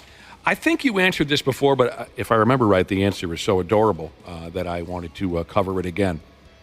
Maybe this is the liquor talking, but I thought I remembered in past appearances, someone asked about their dog sneezing, and I thought that you had said that sometimes dogs sneeze out of sheer excitement. Am I making that up? No, they can. Okay. If they're really amped up and they're sniffing around. Our and, dogs you know. do. Okay. Yeah, they can do that. When they're humped, they sneeze. When they're what? When humped. I want to be very clear. That doesn't happen at our house. Okay. Oh, you meant to say pumped? I meant to say pumped and hyped. Oh. And it came out humped. My God. Got it. My dogs have never, to the best of my knowledge, never been humped in our home. Yes. The question that came in, the text that came in for Dr. Andrea, why does my dog sneeze so aggressively, especially in the mornings? And the first thing that came to my mind is maybe the dog's just excited, everyone's away. I mean, could that be it? It could be. It's kind of like a yawn, too. Like they're up, they're stretching, they're clearing their airways, that too. But also when they're excited. Kind of like when an old timer crawls out of bed and he's just all that stuff, All you know of what I it. mean? Just Yep. clearing everything out, getting ready for the day. Yeah. Let's see. Okay, here we go. We've been frontlining our dogs and cat recently, but they still get fleas. What gives? Yeah, so you might need to get some Capstar. So there's different phases of insect growth or the different life cycles of a flea. And there's certain types of preventatives or actually treatment for fleas that works a little bit better. So I would look into Capstar, which is another product that gets a different phase of that flea life cycle. You really didn't skip any classes at the No, U. there's never been a time where you've even had to think for a second. I mean, you're even discussing the life cycle of a flea. You know, the stuff you would not believe the stuff we had to learn in vet school. And you, but you remember it though. Well, you see it. That's the thing. You know, you never escape it. You see it every day. we're actually the real doctors. You see are. everything. Yeah. Well, that's what they say. Like, don't you guys go to school longer than like a general practitioner, or is that a myth? No, I mean, I did an internship after my 4 years, but it's very similar to medical school. We just don't specialize in one. You know, you can't ask an orthopedic surgeon to tell you to look at a skin issue, right? What was the biggest, baddest party you ever went to at the University of Minnesota? Oh gosh. We were all kind of a bunch of nerds. Oh, yeah? In vet school. I mean, undergrad's a different story, but vet school, we didn't do much. We had a lot to do, lots to study. Josh just asked a question, a flea-related question, and that plays perfectly into what I have here next. Dr. Andrea, do you believe that flea and tick meds are linked to seizures? This is a story somebody heard. Oh, I get this question all the time. Yeah. So there is a warning on certain types of flea medication, or flick and, oh my gosh, now you have me doing it. Tick and flea medication. It's my fault. At least you didn't say hump. Oral medications that if your dog has a history of seizures, Okay. they should not take that medication. It doesn't cause it, but it can exacerbate seizures in Okay. seizure dogs. That would not be good. Correct. Fair enough. This person says, I've got a 4-year-old black lab. When I clean his ears, what comes out is black and kind of sticky. Is this something I should be concerned about? Boy, I've seen that many times before. Sounds like yeast. I would get your dog in to have an ear smear to look to see what type of ear infection it is. Probably needs some treatment. Oh, I had I had a dog who had that same problem. Oh, you Yeah, did? black, pasty. Typically yeast. Smells terrible. Yeah. Yeah, our dog's ears can get kind of stinky. I've never seen anything like that in there, though. Oh, Yep. these dogs, I'll tell you. Single woman with 2 cats texted into the program. Single woman with 2 cats. Oh, what an adventure this sounds like. Over the years, she says, I have had male visitors stay the night. Wow. Hey. What in the hell is going on over there? You I have fun. had male visitors stay the night. Recently, I had a guy over, and my cat peed all over his clothes while we slept. My cat has never done that before. What could this mean? He was mad. Yeah. He was mad. Bad news. So it's jealousy. Yeah, or marking territory, or I mean, I see this a lot. Piles of laundry on the bed, they urinate. They'll do it on places almost to just kind of stick it to them. Do you think, were they a decent judge of character? Like, should she maybe pay attention to, if this hasn't happened before? I mean, you might want to, do wonder? some more research before. Yeah, maybe this might not be the guy for you. Well, did he come back? That's what I want to know. Did this guy come back? If he did, then you're special. Because most guys would say, well, I'm not going back to that friggin' house. A cat peed all over my... Cat pee's the worst, too. It's so hard to get that smell. I've never had a cat pee problem. Oh, you're lucky. All the cats I've had in my life were so well behaved with that, they never peed on a damn thing. When you were looking for houses, did you ever go into a home that had a cat pee issue? Oh, gosh. Not that I'm aware of. Oh, you'd know. Yeah, because you'd be able to smell it from across town. I mean, it's bad. I'm certainly familiar with how rancid it can be, but that's just from the litter box. I feel sympathy to the folks who have cats that'll whiz all over the house. I mean, we get get peed on all the time at work. Oh, and yeah. It lingers with you. You come home and everyone in the house goes, what the heck? It's the worst. It smells like a Christmas tree. One time I had a cat pee on my hockey gear. Oh. And that was bad. Might have made it better. Two of those smells mixed. Ooh. Fat Moose Jesus said, do you have any tips for a high school junior interested in becoming a vet? Yeah, start early. They're starting to really recommend that a lot of vet students have a ton of experience. So try and get into a vet clinic. Start working, answering phones. Start from the bottom. Clean kennels. They also like if you have some research background too. I worked in a lab that dissected fruit flies for a couple years. Whoa. So really? Sounds like delicate work. Whoa, yeah. You gotta have a steady hand for that. Wow. So they want you to have a good background and experience as well as research. It sounds like a tough gig. Yeah. Tough gig. Yeah. A text has come in about a golden retriever who was neutered.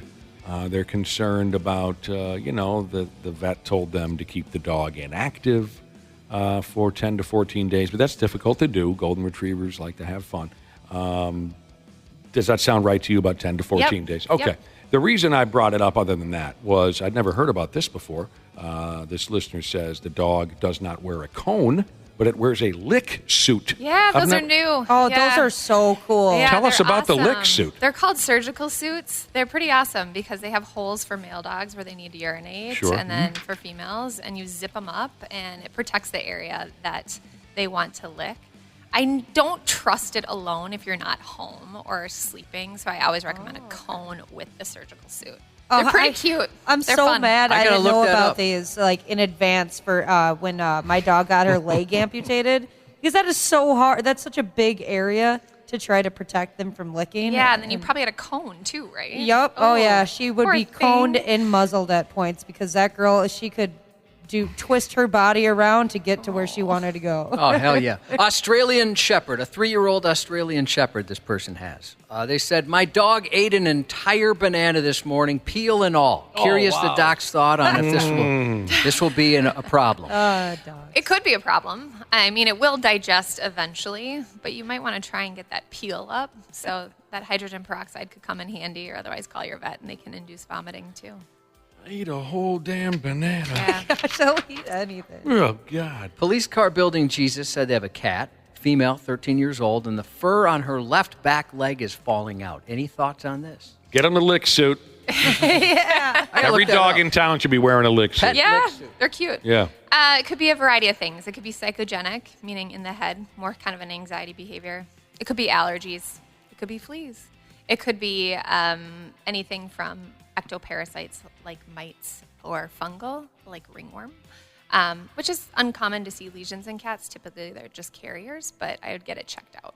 Oh, yeah, people are texting in on this lick suit saying it works great. Yeah, they're cute. I kind of want to wear one. Yeah, I'll get you in one. I want to wear a man-sized lick suit. I wonder if you can get like a little, it looks like a fake tuxedo or something like that. Oh, they have fun patterns for sure. Oh, do they? Yeah. Yeah. Your dog's wearing a Twins jersey or whatever, Oh, that'd right? be great. Yeah, there you go. Yeah, that'd be awesome. Dr. Andrea, it's been an absolute pleasure Thank as you. usual. Thank you Fun. very much for coming by. We'll talk to you in a couple weeks. Thanks, everyone, for texting. And we got to turn things in for the day, don't we, Cubby? We do. And really appreciate your time. Thanks for making the jaunt over here. here. Plumber Mark Jesus wishes his gorgeous wife, Lindsay Pants Jesus, a happy birthday and says he's the luckiest guy to have her. And dubbed famous Mises texting a happy birthday shout out to his sexy girlfriend, Twirly Pop Jesus. The 93X Half-Ass Morning Show. 93. The 93X Half-Ass Morning Show podcast is sponsored by Standard Heating and Air Conditioning. New episodes drop each weekday. If your podcast platform has ratings, go ahead and give us 5 stars and maybe give our enemies 1. Thanks, and here's a word from our sponsor. Hey, Ashley here. Get your home ready for winter. Schedule your furnace tune-up with Standard Heating and Air Conditioning and save $30. Have a boiler? Save $40 on your boiler tune-up. Visit standardheating.com to book and lock in your savings. Stay cozy, stay ready.